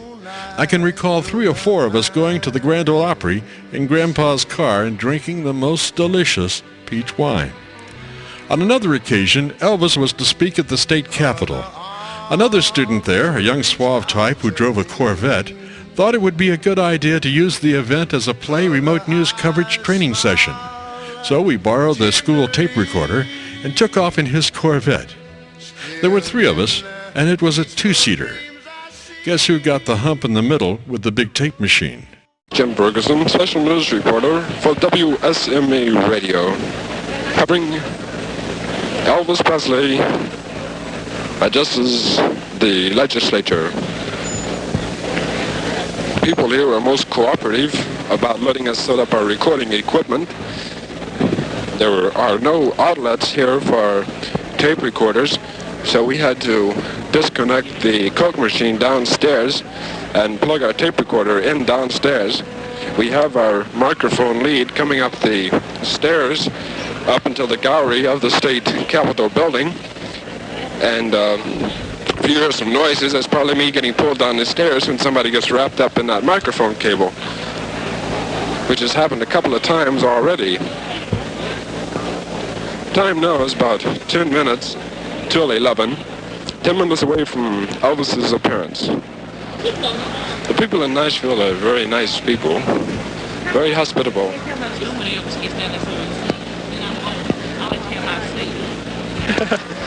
I don't know if you heard that, but a lady just said when Elvis came in that she would give us our seats, so maybe we'll sound a little more relaxed if we get down there. At the present, we're balancing ourselves on top of a seat, and just hope we stay up here, because about an 8-foot drop down. It'd be rather bloody. A lady just asked us if Elvis was going to sing down there, and it's highly doubtful that he will. As he said before, this place is really packed. Many people here, along with WSME's recording equipment and WSME's special news event cover, Jim Ferguson, yours truly, that is. People are standing up on the windows, the little window ledges, so they can get a better vantage point of Elvis. As we said before, we were up here perched on the top of a seat trying to get our vantage point. Our cameraman is down below taking film of some of the politicians and delegates coming into the state capitol building. The speaker is slamming on the gavel for order in the room, but the crowd is pretty wild. And here comes our cameraman up here on our precarious perch. She said the Jordanaires were here too. Maybe he'll sing. The Jordanaires are here also, besides Elvis, so possibly Elvis may do a little vocalizing. It is debatable. And there's Elvis. Just very nicely, it's old Elvis himself. King. The King, as our cameraman just reported. I am pretty sure that the camera that was moved up the center aisle a while ago is the television camera, because they're now getting a line on Elvis and are photographing Elvis at the present time. The speaker is now speaking. We'll try to pick up what he is saying.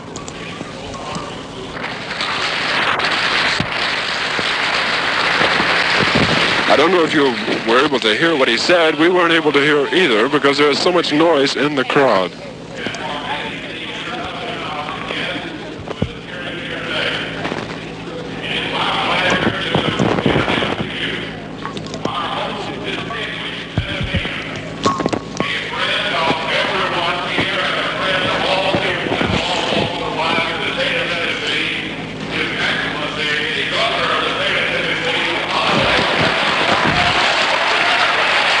The governor of Tennessee has just been introduced to the speaker's platform.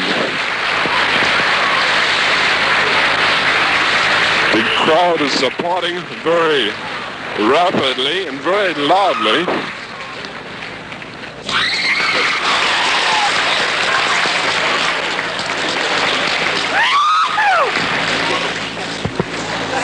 Elvis has just arrived at the chief clerk's desk and is now speaking to the governor of Tennessee. Somebody's up there rapping on the gavel just for the hang of it, I think. Elvis hasn't said anything at this time. Elvis has just said that appearing here at the state capitol building is one of the greatest honors of his whole career.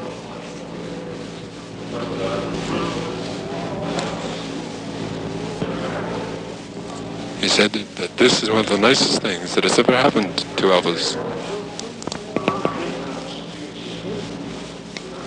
He said he didn't have a speech prepared, and he's not very good at speech making. Here's the crowd breaking into applause once again here at the State Capitol Building in Nashville, Tennessee. This is Jim Ferguson, special news reporter for WSME Radio. I believe somebody just caught a hold of cable again. We don't have too much tape left, but we will try to cover his disappearance in the state room, the state capitol room up top.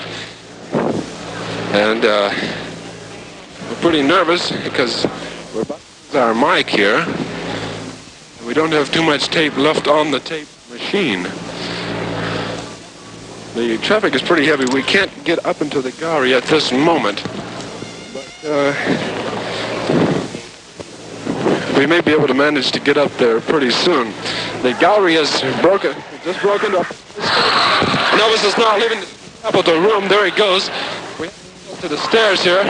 There goes Elvis. Out of the state Capitol room, out of the legislative room, in the midst of 4 or 5 state troopers.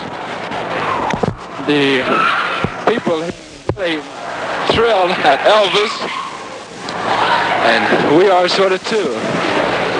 The state troopers have formed a line with their arms together so that no one can break the line and get in to touch Elvis or grab any souvenirs or anything like that.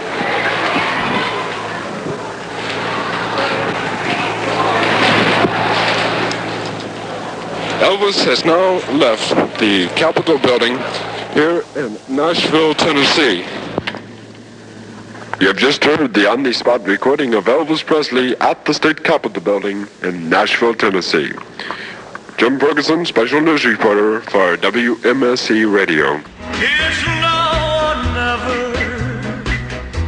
Come hold me tight. The following segment is a late add to the list. It was on a tape just recently discovered. Let me just say this about the tapes, mainly the early tapes. I was just a kid with a radio bug addiction. I had no real budget as such to buy new tapes as the old ones were recorded on. So they would be reused, re-recorded on, as needed. Many shows and audio recordings were lost forever, but some survived, even after having been recorded over. I could spend a half hour explaining the technical reasons for this, but let's just say there are sometimes hidden tracks on tape, particularly re-recorded tapes. Some tape heads record differently than others, so you could play a tape and hear one thing, but just ever so close by on another track there was something completely different. Something that had been recorded earlier and didn't get completely erased when it was reused. Many of the earlier recordings in this presentation were found on hidden tracks on the early audio tapes. It takes a special tape machine with special heads to find these hidden tracks. I've gone through hundreds looking for these special hidden tracks, and I thought I'd found them all. But this one was in such bad condition, I'd put it aside for later. Well, later finally got here. This tape took 50 to 60 splices just to be able to play it. Like 30 sections of tape, some playing forward and some backward. Well, it took a while to put it together. Then it took a while longer to fully explore it. That is, play it one way and search the tape for different hidden tracks, and then play it the other way and do the same thing. Well, needless to say, most of my earlier tapes have been fully explored by now. So to find something new was truly a treasure. And this one is of special importance because of the germ it planted. One of the techniques I used at WHAS Radio was extemporaneous ad-lib comedy vignettes. These were done on the fly. No scripts, not even usually an outline. Just an extemporaneous exploration of humor based on a simple concept tossed out at the beginning. In most of these, I would take the lead as the interviewer, so I could lead the unfolding ad-lib in certain directions by the questions I would ask. That's about all the control there was. The rest of the control was in the hands of the humor gods. Well, long story short, this following segment was a hidden track, and it's of myself and my Mid-South instructor Thurston Springer. We are practice ad-libbing a radio show. Almost exactly the same thing I would be doing 10 years later at WHAS. Well, here it is, the ad-lib radio bug, as planted by Thurston Springer in 1960 when I was 16 years old. Thurston speaks first.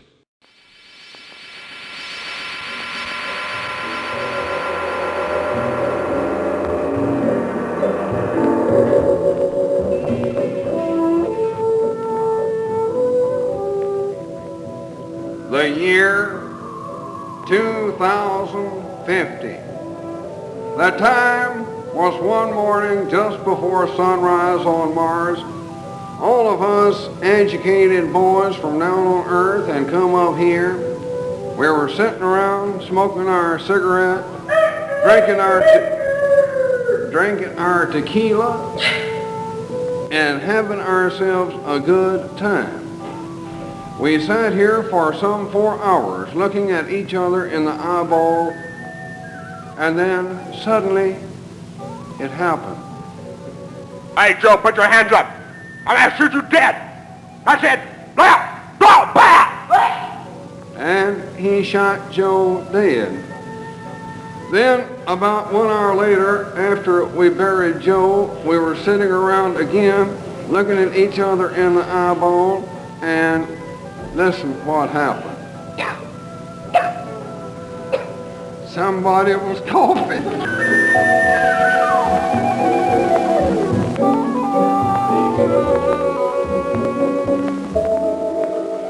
We didn't plan it that way. Didn't anybody know it was going to be that way, but that's what happened. Somebody was coughing. And about that time, they sneezed. And when they sneezed, we forgot about the beans.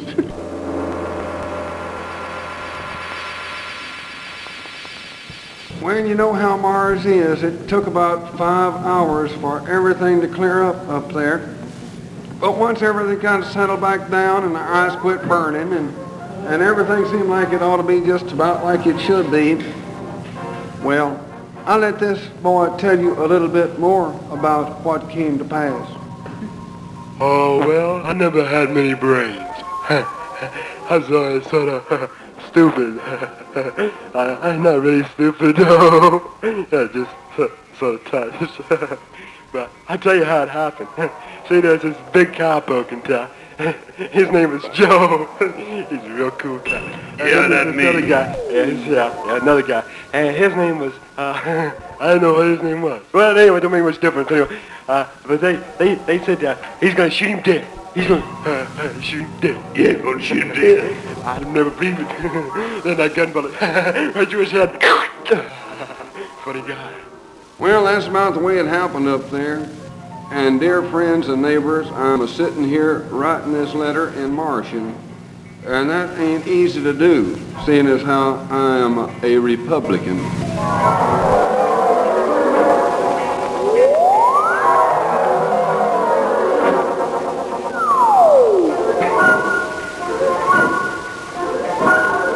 Well, I was his girlfriend. Yeah, my name's Susie. You missed me on the first tape. My name's Susie. You know Susie? S-U-E-Z-Y, Susie? Yeah. Well, I was Joe's boyfriend. No, girlfriend. You know, I get mixed up. But anyway, they shot him. Yes. Yes. Yes. Yeah, that's what I said. He shot him. He shot him dead. Well, I don't know how Joe got out again, but that's the way it happened. Everybody got shot dead. And you know the funny part? Nobody had any guns. It's real strange up there on Mars. Strange things happen all the time and every day.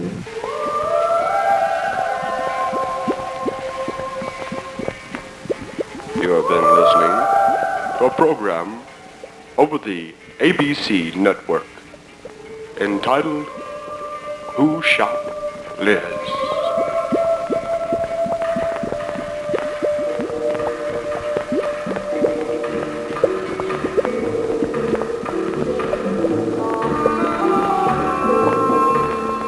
The ABC Radio Network invites you to listen again next week at the same time for Who Shot Liz? And all of it came your way underwater.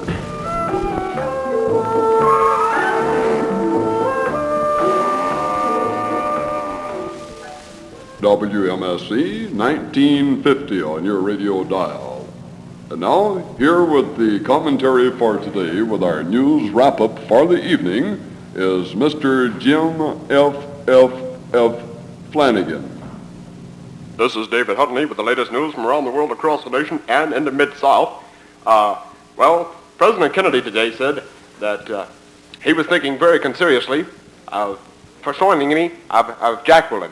Now, that means that in the near future, Jacqueline will not be allowed to attend as any of the vice president. Also, Mr. Kennedy today issued another ultimatum to the Laotian government. He said there shall never be no more... Yes, sir. In the meantime, this is David Brinkley coming your way with a special news bulletin.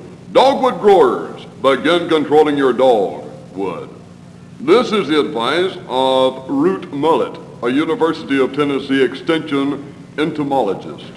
He's controlled with a water-based insecticide sprayed or painted on the trunks of dogwoods. He didn't say anything about the stumps that were split. Mullet says the ore is a limiting factor in the growth of the dogwood tree, but he says that it is not a limiting factor in the growth of the population. The adult worm is a small, clear, it resembles, it's nice. And now, once again, back to Huntley. Once again, this is David Thorntley in Washington. We have a special report just in from the jungle. Yes, the jungle. Jungle Dr. Tom Hooley is dead. Yes, Jungle Dr. Tom Dooley is dead. Rip. Yes, he's been dead. Rip. Rip had. R.I.P. Yes. P.R. Yes, Rip had. Now we take you back to, who is it? I don't know, but I'm here. A young Canadian kidnap victim has been found. He never was lost, but they wanted you to know that he had been found in case you thought that he had been lost. And we have a special message for a lady that listens to our program each and every night. She writes saying, I wish you would get your program wrong letter. It says here, I listen to your program every evening, and I think it is the most wonderful, the most glorious newscast that I have ever heard day in and day out, night in and night out. Signed, Mrs. David Huntley. Now back to David. Yes, I had to get my wife in that. How do you like our friend mail there, whoever you are? Yes, just fine, just fine. You never did introduce yourself properly to our radio audience out there in, to quote a phrase, Radio Land? Well, David, we have been friends for so long, I thought you recognized me and knew my name was friends and neighbors out there in Radio Land. If you can remember my name, would you please drop me a card or a letter? I seem to have misplaced it somewhere. I say there. Oh, jolly good, if I do say so. Quite right there, old chap, quite right. And let's go out and have a little, go down to the pub and have let's have one anyway. Oh, I think that is a bloody good idea, old chap. Oh, bloody chap, oh, bloody. Yes, sir. And gooey too, you know, old chap. Gooey to you too, Tootie. Until tomorrow evening at the same time, this is David Brinkley and Chet Huntley wishing you and yours from the BBC a most glorious good afternoon, bloody chaps all. Big John. Big Bad John. WENO Radio at the time was the only radio station playing only country music in the country music capital of the world. My instructor, Thurston Springer, known on the radio as Country Cuz, was working weekends at WENO, and he had gotten me a job there running the control board when the other personalities were broadcasting live from remote locations. In addition to switching back and forth and playing all the commercials, it included reading the news. Remember that free gift for every youngster in the family, a handsome book satchel, absolutely free. That's the Park Plaza Pancake Palace, 920 Murfreesboro Road.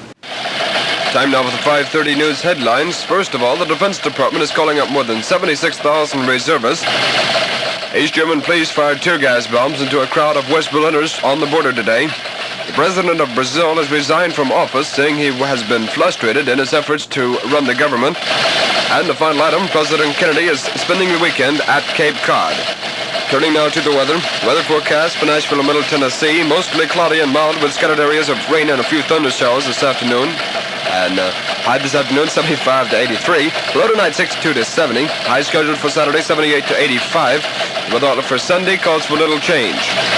Present temperature on the Everwatch for WENO weather chart now stands at 83 degrees. Humidity 58%.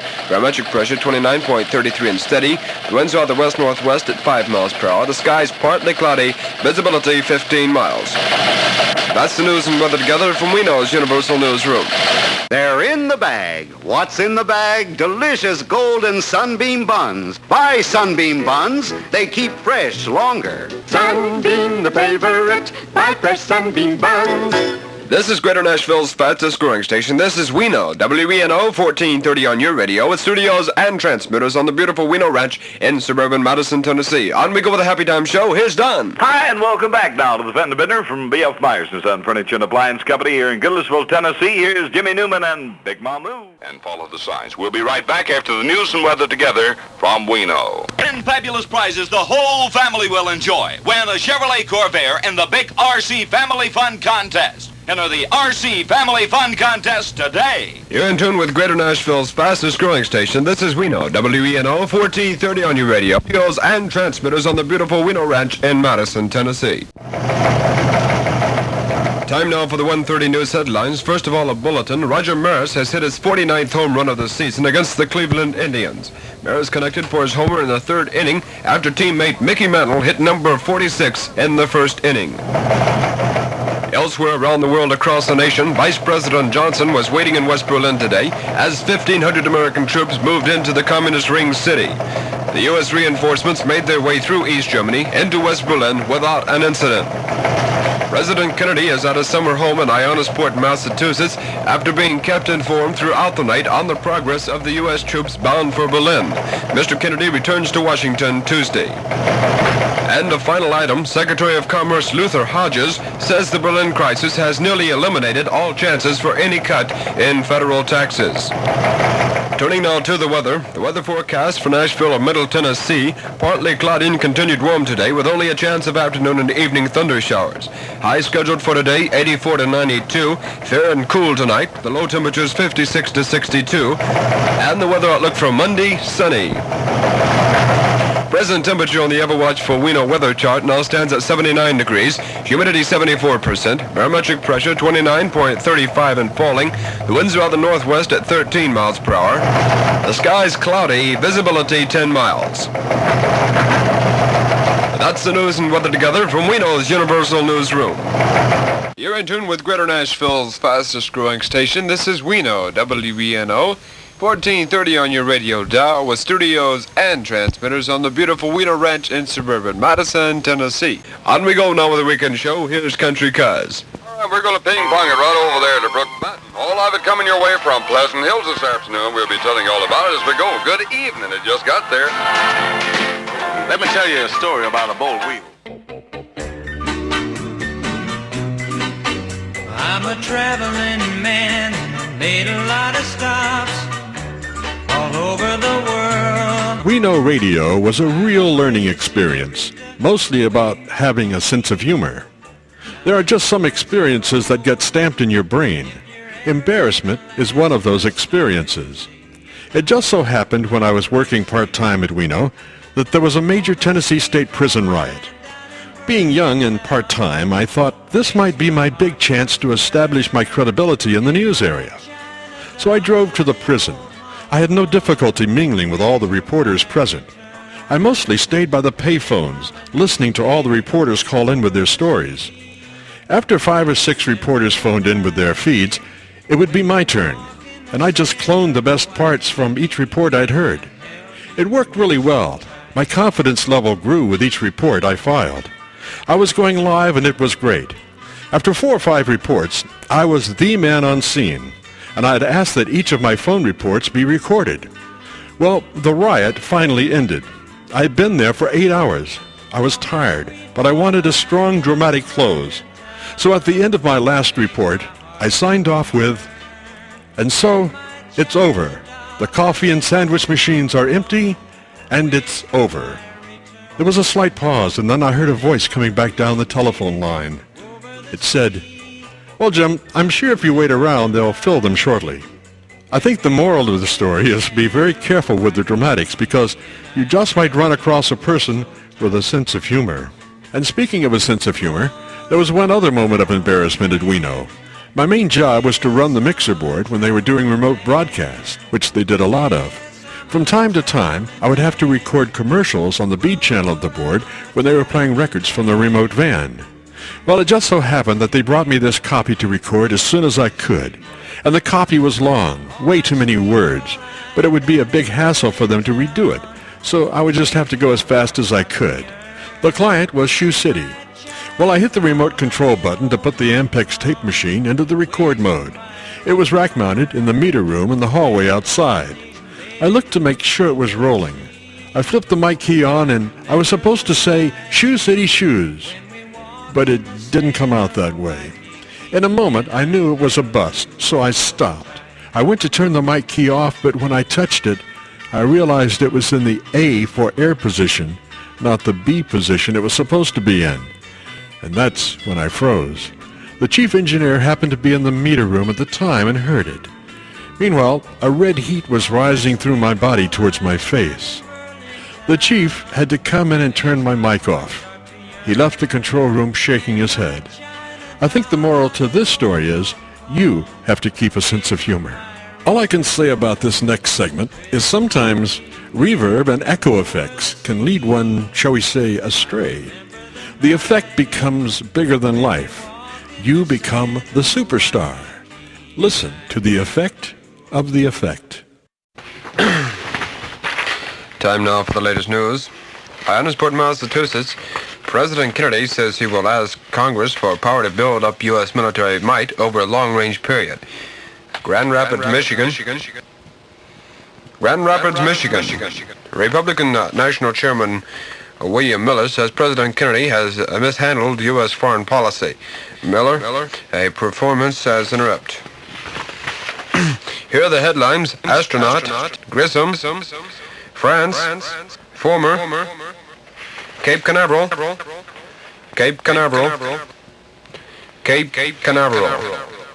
Space writer Virgil Grissom says seeing the hatch cover fly off his capsule yesterday was his biggest surprise of the day. The Cuban Minister of Transport issued an order to an American to confine its Cuban activities to its regularly scheduled flights of 2 days, 2 flights a day. An extra flight was en route to Cuba when the order was issued and was diverted back to Miami via radio. This is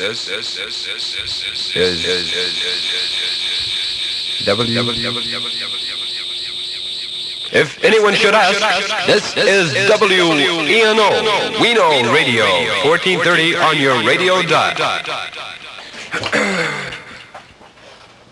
This is a microphone. Here.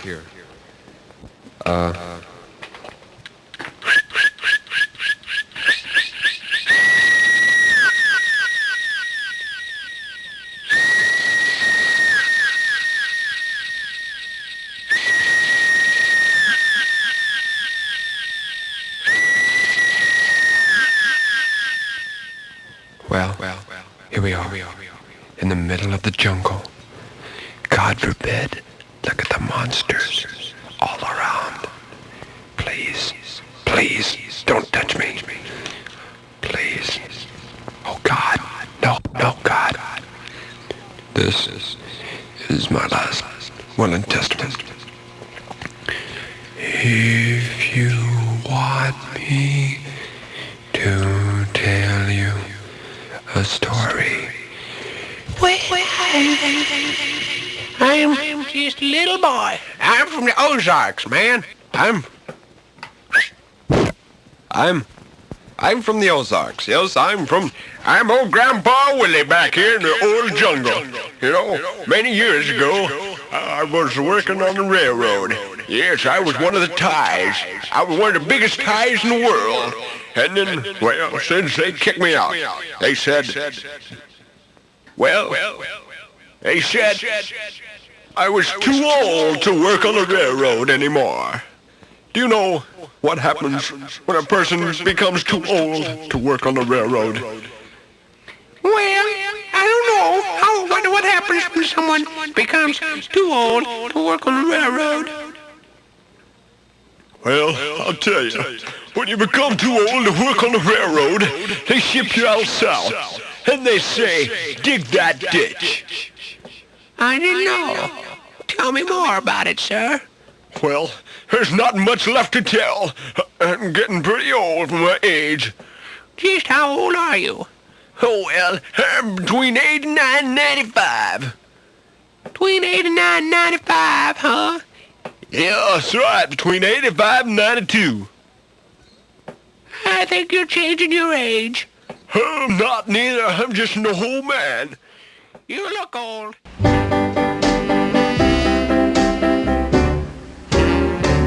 The Platters, The Great Pretender, a big hit for them in 1955. But this is 1961. How does that work?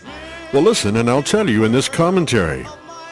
While I did work at Reno Radio, at the time the only country music station in the country music capital of the world, it was only in a basic board operator / junior announcer capacity.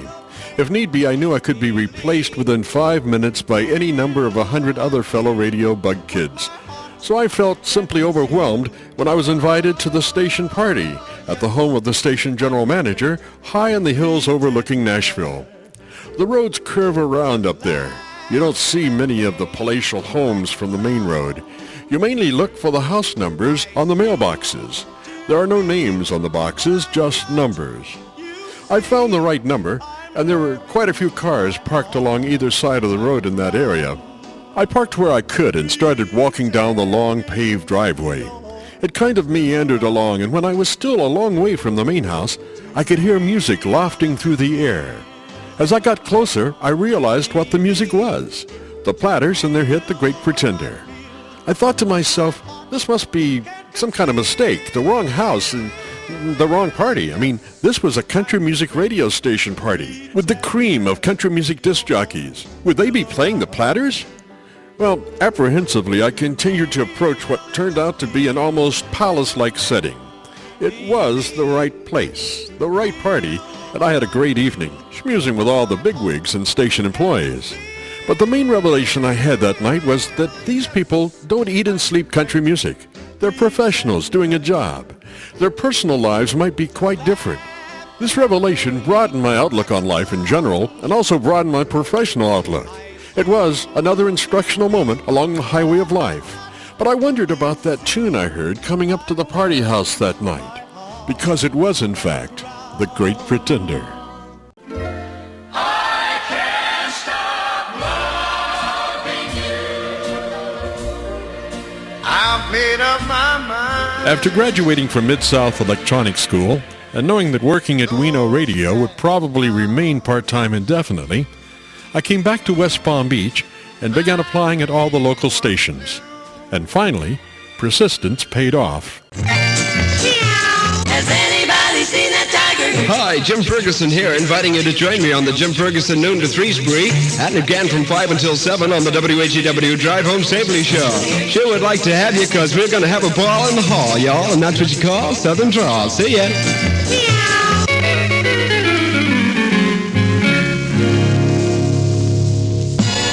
Has anybody seen that tiger? Stand by, East Coast Florida, from WHEW, the home of the good guys.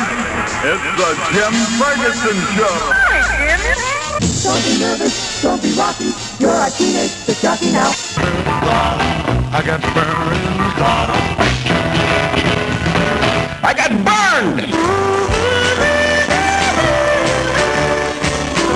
A lot of the past directed to it. Peanuts!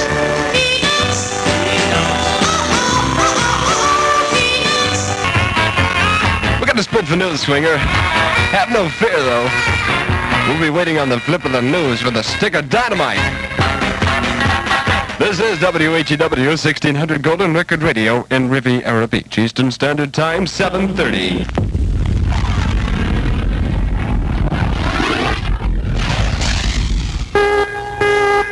As the Telstar satellite circles the world, WHEW news reporters circle the Earth to bring you WHEW headline news.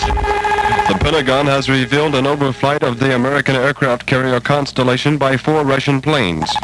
President Kennedy is in Costa Rica with heads of 6 Central American republics to talk over hemispheric problems. James Hoffa of the Teamsters Union has charged the labor movement in America is facing a great crisis. Revised street level temperature for the metropolitan Palm Beach is 80, that's 80 degrees.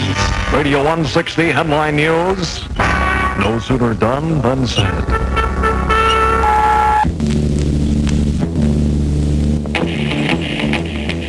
Well, send me love in a package labeled dynamite. I want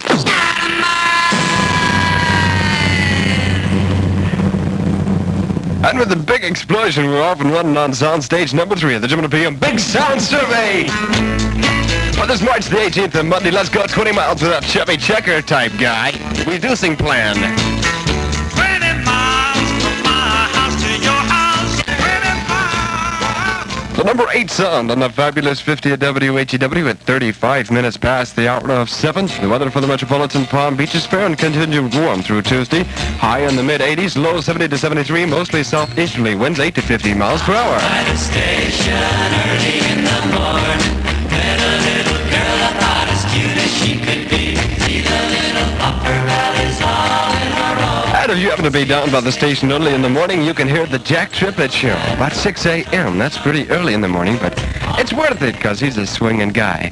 Here's today's health tip from the American Medical Association. Sleep is important to health, and if you find that sleeping 2 or 3 hours longer during a 24-hour period makes you feel more refreshed, it might be that you are habitually depriving yourself of sleep. So you test your sleep needs next weekend. Magic dragon lived by the sea in a land called Honolulu. The story of a fag and dragon. Puff! Here's Demita Joe. She says even if he does smoke, keep your hands off of him. 18 minutes in front of a fun video time. Take your hands off of it. He got you to. From out of the past, Demita Joe. He's mine, oh mine, no matter what you do. On the Joe to PM Big Sound Survey Show. Take your hands off of it. He don't. Mark that time, 16 in front of 8. Radio 1 here in our town. The station with the $1 million song. The music you like is the music we play. The top of the news as it happens each day. It's wonderful WHEW. Color Channel 60. This is Richard Chamberlain. I'd like to talk to you about the proud position of officer in the United States Navy. Navy OCS represents one of the most important steps a college graduate can take toward a career dedicated to serving our country. Ask your Navy recruiter how you can become a part of our American heritage by serving as an officer in our mighty Navy. From the pick album of the week, this is Lawrence Welk. Walk right in.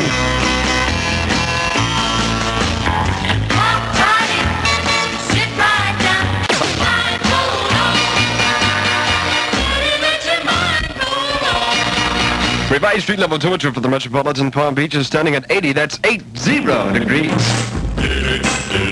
Little Peggy March now. No matter where he goes, I'll follow him. For this March 18th, the Monday type Jim and PM Spectacular. Currently number 41 on the fabulous 50 at WHEW. I will follow him. Stand by for Buddy Holly and Peggy Sue. If you knew Peggy Sue, then you'd know why I feel On this Jim and PM March 18th Monday type Spectacular, it's 9 minutes in front of 8. When those oldies play, we listen.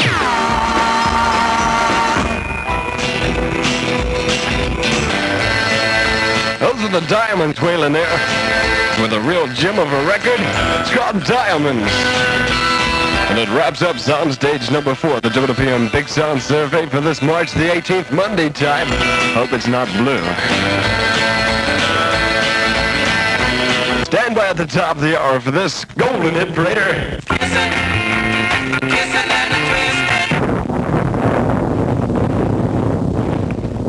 From the top of your dial, 1600 radio. The top of the news.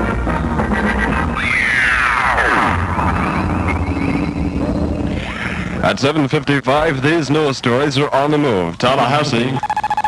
Florida's prison system reported today a net decline in inmate population during the past month of 13 prisoners.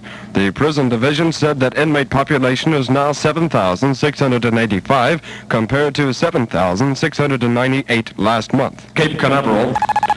A British rocket expert said today that Great Britain plans to launch its first Blue Streak space rocket from Australia next year. Robert Hum of the de Havilland company that built the Blue Streak said the initial shot will be a suborbital shot over a 1,250-mile.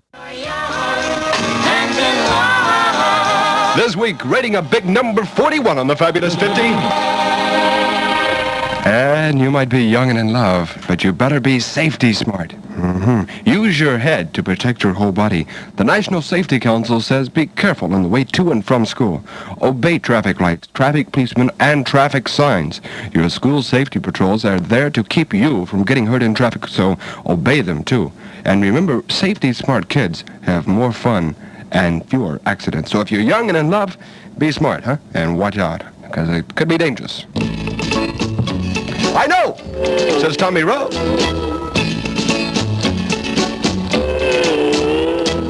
Baby, you're cute. Oh, no, not again.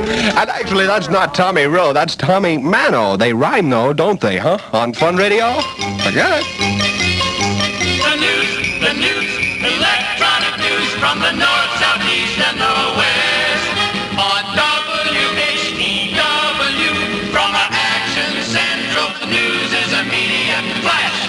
Extra electronic news, live at 55. Here they come, straight and tall. They're the proudest of them all. The United States Marine Corps.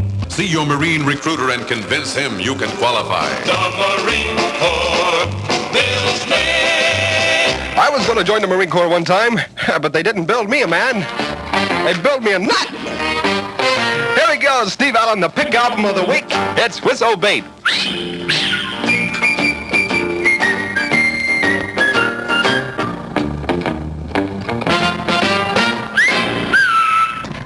That's Steve Allen, and the pick album of the week, and that one was entitled Whistlebait. And then there was a time I was going to join the Navy, but they found out I couldn't float, so they canceled that. Here's Elliot Ness and his mess.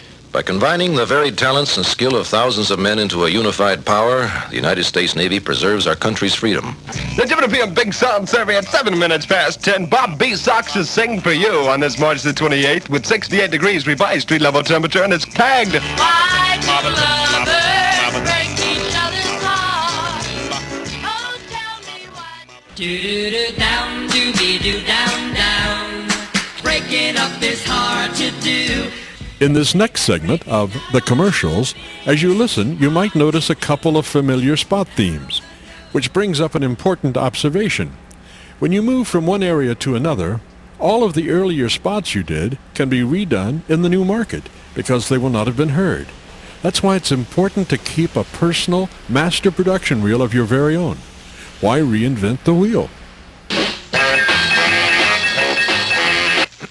We interrupt this record to bring you a special bulletin. In a matter of 30 seconds, the first one-man moon expedition will go roaring off Launchpad A here at the Cape.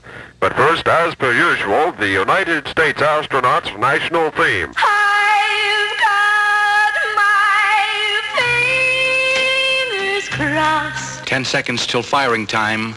Mark. Colonel, do you have a final word for our listening audience? Hey, Google, let me out of here. 5, 4, 3, 2, 1.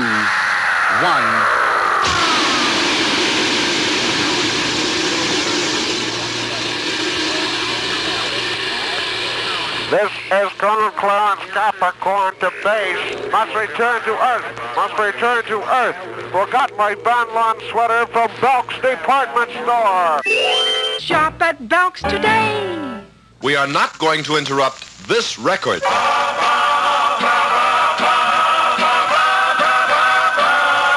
Yes, we are. Jim Ferguson, Special News, Cape Canaveral. We understand Mercury Control was in direct radio contact with astronaut Clarence on the moon.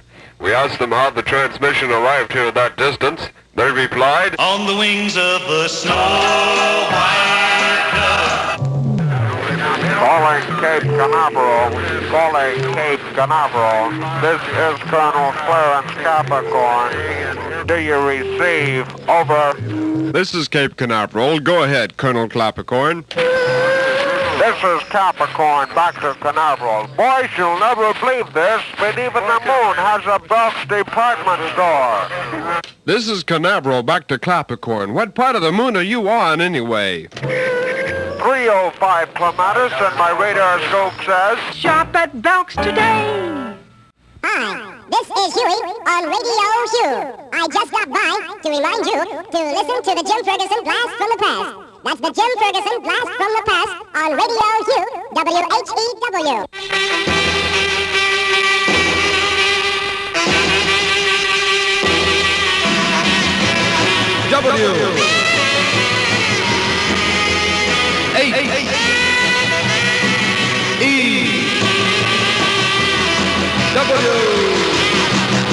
Home of the good guys, 1600.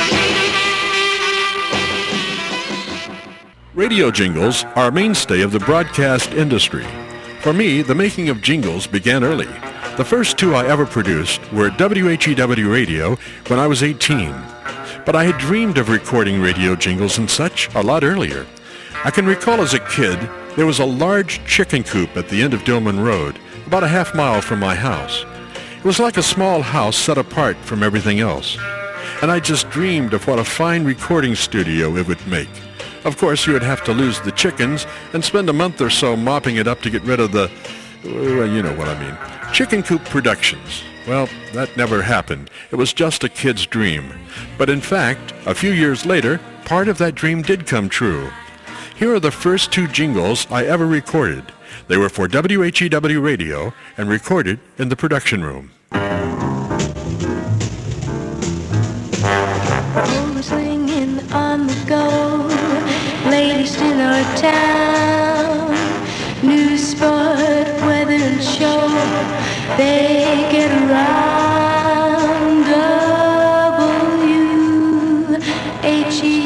WHEW.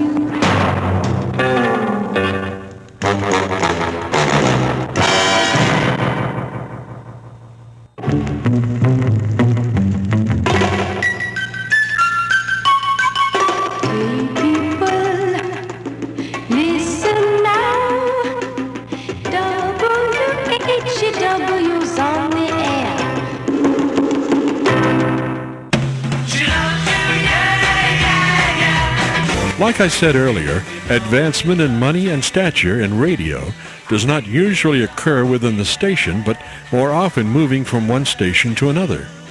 WJNO in West Palm Beach was an older established MOR station with classy studios right on the Inland Waterway in downtown West Palm Beach.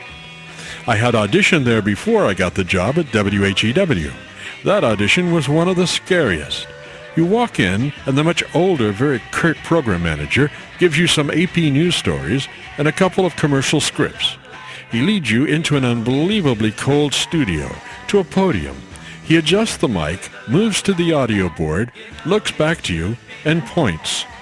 Meanwhile, you are shivering, actually physically shivering. You try to cover this effect so it's not heard in your voice as you begin. Well, it must not have gone too badly, for they did call back a year later with a job offer that included more money. I'll have to clarify that. Nothing really happened. I made mincemeat out of both those semis. Good music, more fun. It's the swingin' one. WJNO 1230. 79 degrees in the Palm Beaches. Papa Jim with you from now until midnight. We invite you to come along.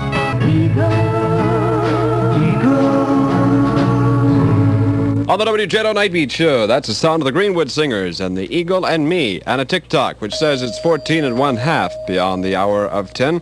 All kidding aside, if you're driving on the city streets, highways, or byways, do watch those driveways and watch out for those children's balls that come rolling out in the streets, because they're actually government surplus landmines. Sun, fun, rain, sleet, neat, snow. Let's go! 1230 WJNO presents the weather. Gonna rain? Tell you today. Gonna be with you all the way. 'Cause Palm Beach weather, alright. From the ever-cognizant WJNO Weather Eye, meteorologically for the Palm Beach area skies, it'll be partly cloudy with widely scattered showers through Monday, 5 to 15 mile per hour east to southeasterly winds, becoming more southeasterly in direction on Monday. Our shower probability 20%. Currently on the Palm Beaches, we have 79 degrees. And right now we give you the old standby. Stand by, in crowd, cut 3. WJLO Radio has complete recording facilities. This is great news for all combo groups. For only $155, you'll receive a complete recording package consisting of up to a 3-hour recording session and 300 top-quality 45 RPM recordings on your own label for the phenomenally low price of just $155. Complete. Don't pay more. Only $155 for a complete recording session. Call WJLO Radio at 722-3638 for complete details. Alrighty, Papa Jim with you, and we have music from now until the top of the hour of midnight, at which time we'll have total information news. But between now and then, we give you... More music, more of it. All the love in the world. All the love in the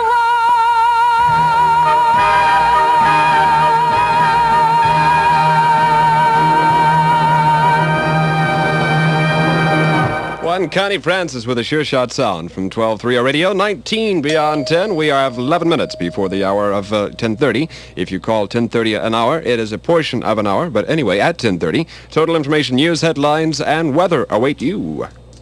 All right, push button 1, nothing happens.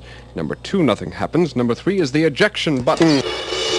This is WJNO Radio, the station the Palm Beaches listen to first. You're no exception to the rule. Here in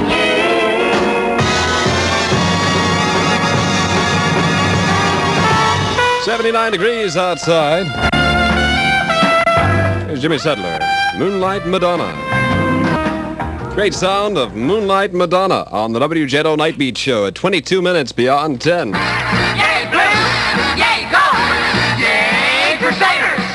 Like young new in high school, they're really cool. 1230 WKNO. Really big, the blue and gold. Go, Crusaders, go! Alrighty, 79 degrees outside, a little trouble here. Vic Dana, well, actually, you see, it's a brand new record. It's never been played before. And it's been untouched by human hands. A couple of disc jockeys, but untouched by human hands. 22 minutes beyond the hour of 10, and we try it again. Here's Vic Dana and the sound of distant drums. Yes, I hear them coming now. Sound of if you love me, Mary, say you'll marry me. On the Night Beat Show, at long last, the sound of Vic Dana and distant drums. That's a drum him out of the Corps. Talking about our engineer. This is WJNO, where due to our ingenious engineer, we're on the air 24 hours a day. Stand back, it's going to blow. You know what he did to me? He really messed me up. He gave me a left-handed turntable. I'm right-handed. Makes it difficult. Very difficult to give you... More music, more of it. Put another nickel in the Nickelodeon. Dum-dee-dum-dee-da-dee-dum. Dum-dee-dum-dee-da-dee-dum. Dum-dee-dum-dee-da-dee-dum. And music. That's Tezzy Brewer on the WJNO Night Beat Show. Sounds of music, courtesy of... 1230. WJNO 1230 in the Palm Beaches. Yeah, that's almost what I said. I think we'll start a new ritual on the WJNO Night Beat Show. Every time you hear a complete tune on the Night Beat Show, you'll dump a nickel in your loudspeaker. At the end of the week, I'll come around and collect it all. Good friends, about time for us to cut out for 3 minutes of late news headlines and the weather. Be back on the flip side with more music from Channel 1230. Just remember about those radios. Keep putting your money in. And if you run out of change, remember, I'll trust you. You can wait and hear about, 20 records and then dump in a $1 bill, you know. Pause for 3 on WJNO Radio 1230 West Palm Beach. It's 10:30 p.m. WJNO Essential News. From WJNO's Action News Central, here are the latest news headlines. President Johnson, in a speech before a national conference on crime, said poverty must be eliminated before crime can be eradicated. Soviet officials have rejected United States overtures to better relations. The bill creating a new Department of Transportation has been signed into law. And a total of 531 United States planes have been lost in the Vietnamese conflict since 1964. From WJETO's Weather Eye, it'll be partly cloudy with widely scattered showers through Monday, 5 to 15 mile per hour east to southeasterly winds, becoming more southeasterly in direction on Monday. The shower probability 20%. Our low this evening predicted 75, high forecast tomorrow 85, and the low tomorrow evening once again 75. Currently in the Palm Beaches we have 79, that's 79 degrees, humidity 69%, wind easterly at present at 12 miles per hour, barometric pressure 30.01 and steady. Next news on WJETO, a complete newscast at the top of the hour of 11, bulletins broadcast at once.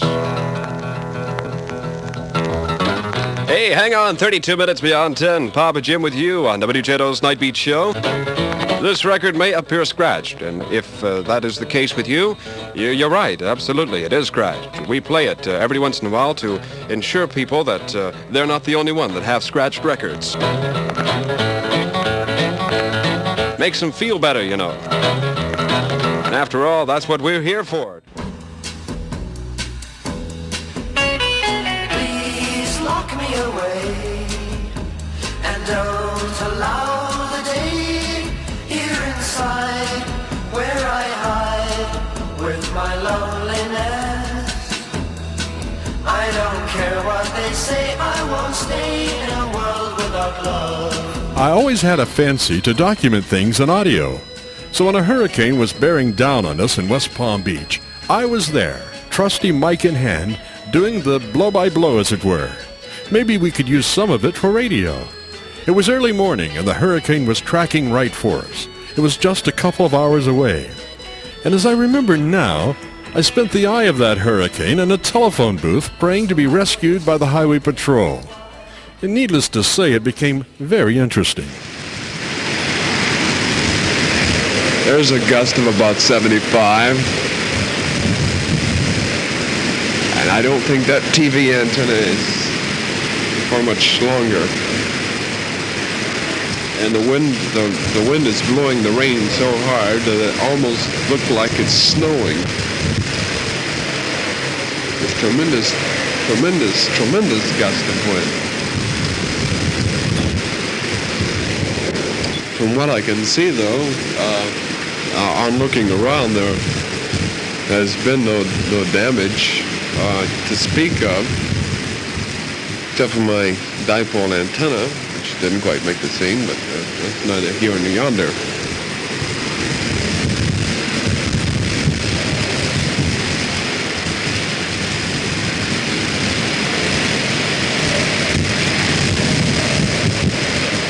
This wind is coming across in tremendous gusts, and it's wet, very, very wet and cold, too. We're going to suspend this recording session since 7:30. We've been recording. The recording before that was taken at 6:30. We're going to suspend this.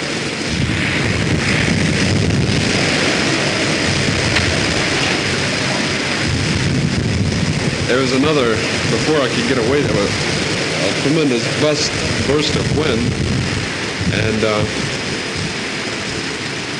for what it looks like, there's a limb broken down off a tree out here in the front of the house, and as I look at it, my long line antenna is bent in a U form. And if it snaps up by the tree, it's going to throw that another tremendous burst of wind.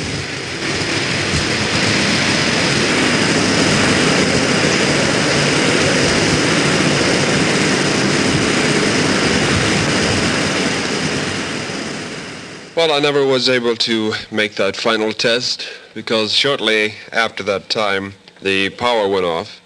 And that sort of KO'd the recorder and amplifier power also. The damage in the metropolitan Palm Beaches was pretty extensive, but the greatest damage was to trailers. I left, after the power went off at the house, I left the house. I started towards the station, but I never made it. I ran out of gas. And I went through Hurricane Cleo in a telephone booth, and I went through the eye of the hurricane in the telephone booth. The other side of the eye started coming back, and a highway patrol car came up, which my wife had phoned, and oddly enough, it was Sergeant Tom, who was a very likable man, public relations man for the Florida Highway Patrol, and we spent about 2 hours together riding around the metropolitan Palm Beaches. He was checking on how his men's homes came through Hurricane Cleo and reporting to his dispatcher, and his dispatcher relayed the messages to his men who are on patrol. The trailers, many trailers over on Canal Road were damaged quite badly. Some were overturned. Some of the trailers just looked like they had exploded. There was just a bunch of rubble where the trailer once stood. Plate glass windows in gas stations and in town were just busted in. 2 of them in Belks. The Sears store had boarded up the bottom part of their store, but it left the top windows unboarded, and all of those were busted out. WJNO at that time switched over to their emergency auxiliary power supply, and we were on the only station on the air from 8:30 a.m. until the power was restored at about 10 minutes past the hour of 3 p.m. the following, well, actually that day, the power was restored to WJNO, and then later it was restored to the other stations around town. As I say, the damage was pretty bad here in the metropolitan Palm Beaches. Riding around with Sergeant Tom, we saw many trees across power lines, across the roads, and if at all possible, I'm going to try to have what I had recorded on my way to work. I'm going to try to dub that onto this tape at this time too, so if you'll stand by. The eye of the hurricane is presently passing over, and we are going down Dillon Road out west of town. We've not seen any damage thus far, mainly limbs in the front of the houses, some fallen trees, no down power lines as of this time. There are some poles that are most definitely wavering. You can see them wavering from the road, although so is the car, so but I believe it's the telephone poles. It looks that way anyway. The winds, as I say, the eye is approaching, and we're making our guess from the way it was in Miami. There was a 45-minute delay in the eye of the hurricane in Miami. There's one fallen tree by the side of the road. We just passed it. There seems to be up ahead. There's a whole fallen tree across the road on Dillon Road, which makes it impassable. We'll have to turn around and try another way out. Dillon Road, west of Military Trail, is impassable. There's a fallen tree between Military Trail.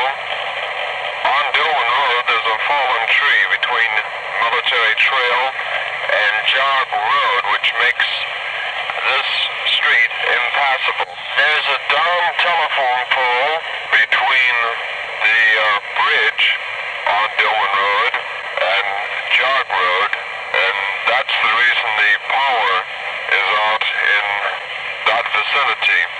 There's a fallen tree between Jog Road and Canal Road. The road is not impassable, but you should use caution in traveling on this road. On Canal Road, there are many down trees beside the road.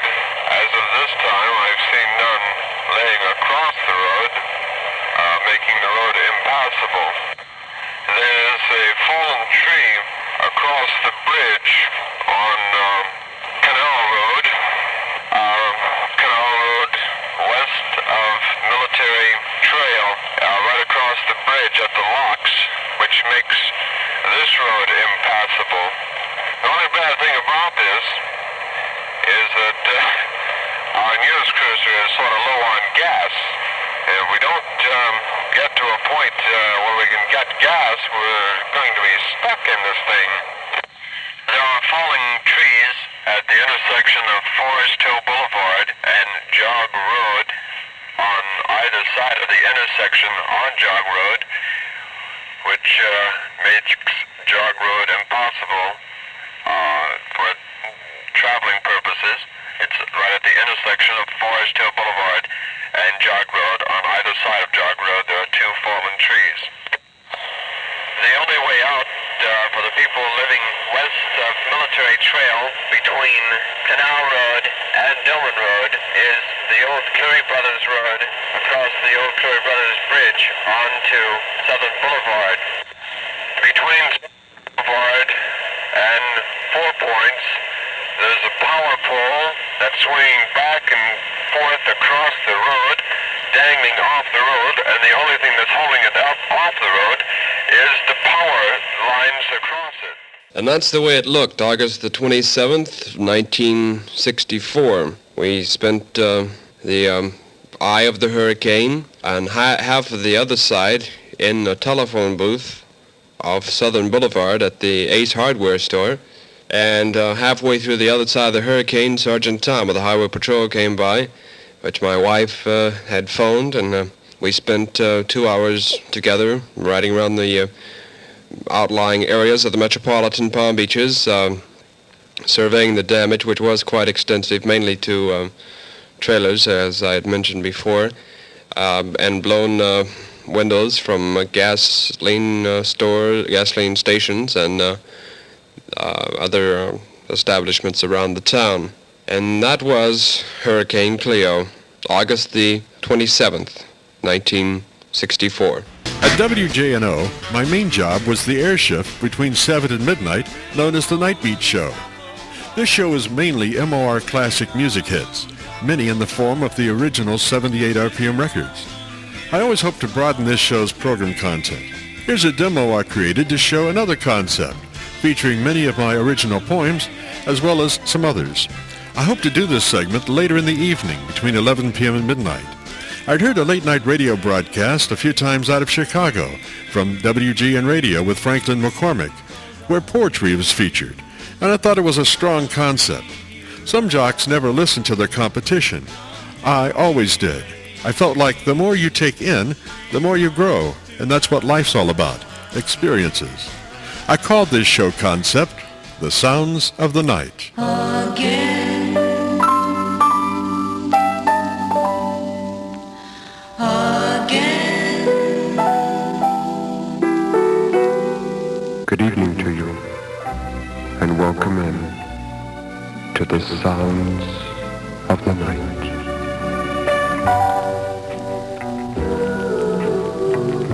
The sounds of the night, the softer sounds. Good evening to you, Sleeping Beauty. And hi to you, old buddy. Nice to see you on the sounds of the night. Come, let us go. The torch is lit.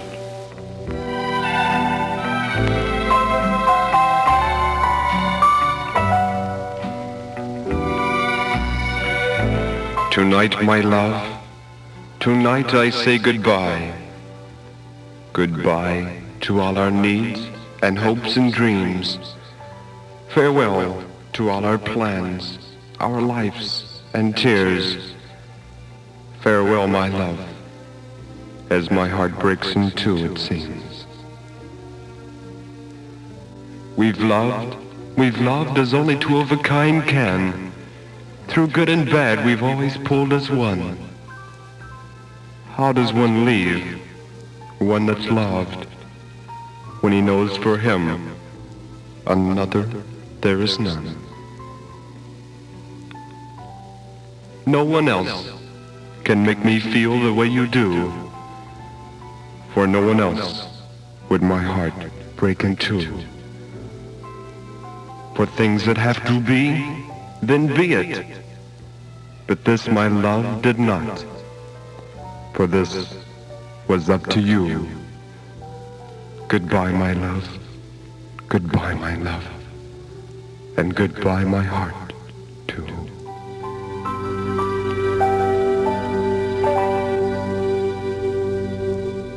The teacher of logic said reason. The poet said passion. Without logic we muddle and fail, said the teacher of reason. The poet said fiddle. What about nature? Has nature no plan, you poor fuddled creature? You're a rational man, not an ape or an angel. The poet said, nonsense.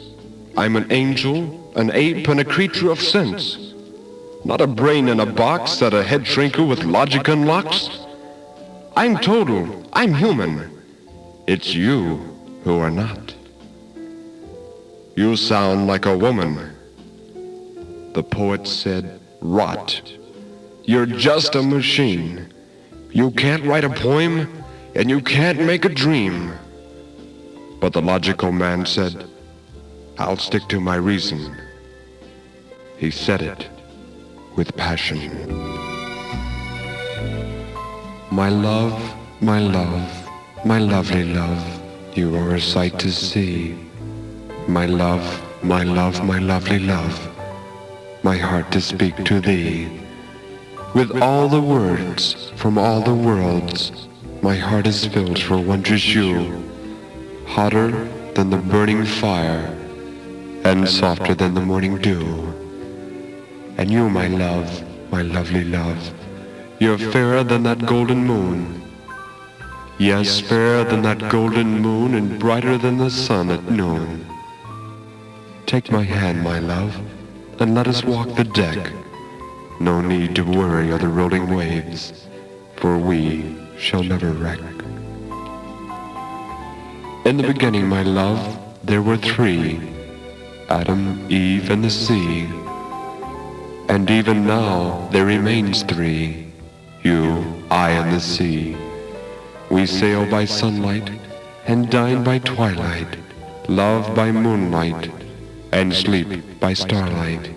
We do all these as though we're one, for inside of each we are as one. Look, my love, at the ribbon of moonlight dancing upon the sea. Now, my love, look into my eyes and tell me what you see.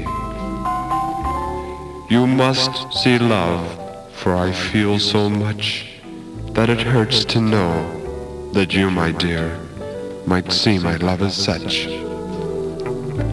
But every time you look at me, I thank God I do love.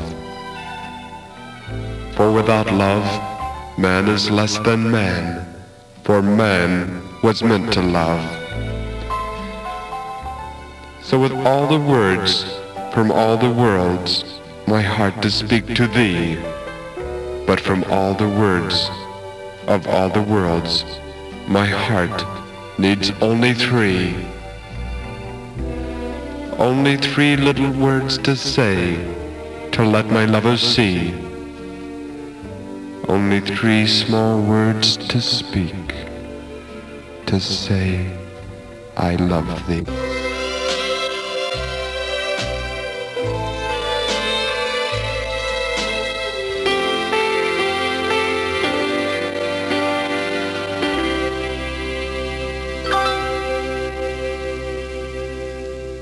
Once upon a summer's night, when hearts were young and full of dare, I met a girl from Tompkinsville, whose hair was long and filled the air.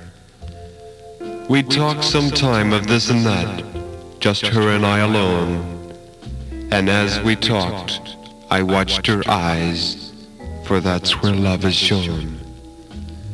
Her reddened lips continued to move, but not a sound I heard, and I remember thinking, now really, this is absurd.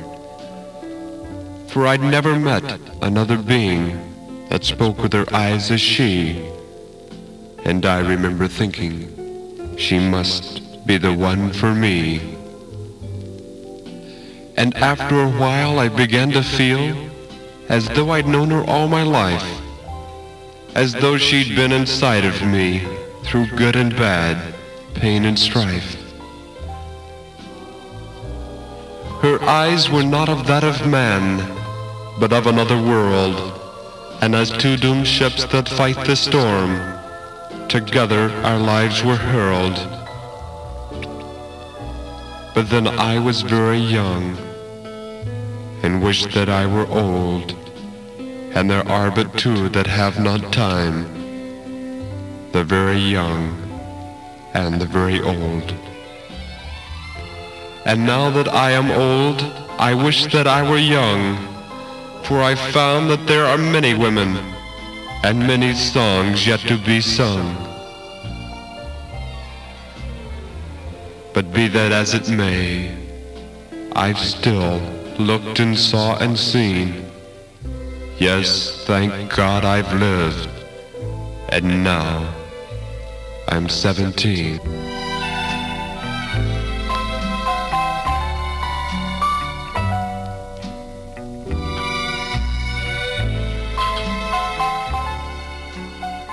Cold and wanting was the endless night, time that knew no bound, a world shadowed from the faintest light, like a sealed tomb without a sound. And a driving torrent of rain gushed from this blackened shield, mixing with a misty fog that had settled on the field. The golden moon had run, or maybe just was hiding, or could have been there still, but no longer was it guiding. No longer could I view it high up in the sky, peering down on the whole wide world with its understanding eye. For you see, a friend for life was fighting her final fight. Yes, my young and beautiful wife was passing on tonight. And here I was, watching as she dies, and rain mixed with burning tears trickled from my cold blue eyes. You know, it's funny how you feel when you lose the closest friend. You know your heart is broken, that it can never mend. And that's the way I felt now, staring up into the black, knowing something was going, something I'd always lack. For no matter what you've done, or better, what's been done to you, there must be someone to talk with. And for me, there were two. My soft young Anne had been the first, and she had brought a friend, and I had come to love them both with a love that should never end. But strange he was, our friend of friends, for he would never come in day, but only at daylight's end. And he'd start the night so weak, we'd think he'd surely fall, but by the stroke of midnight, he'd be the tallest one of all. Yes, the golden moon, the traveler of the sky, the one that saw of many things from his lofty perch high. But then the look on my Annie's face told me that both were gone. My pale young Annie from my arms, and the fading moon into the breaking dawn. I've never seen the morning rays shed so little light. It's dark, it's dark, it's dark as hell, and the sun is shining bright. I turned my back on the rising sun, and then began my fight. I turned my back on the rising sun, and was sucked into the endless night.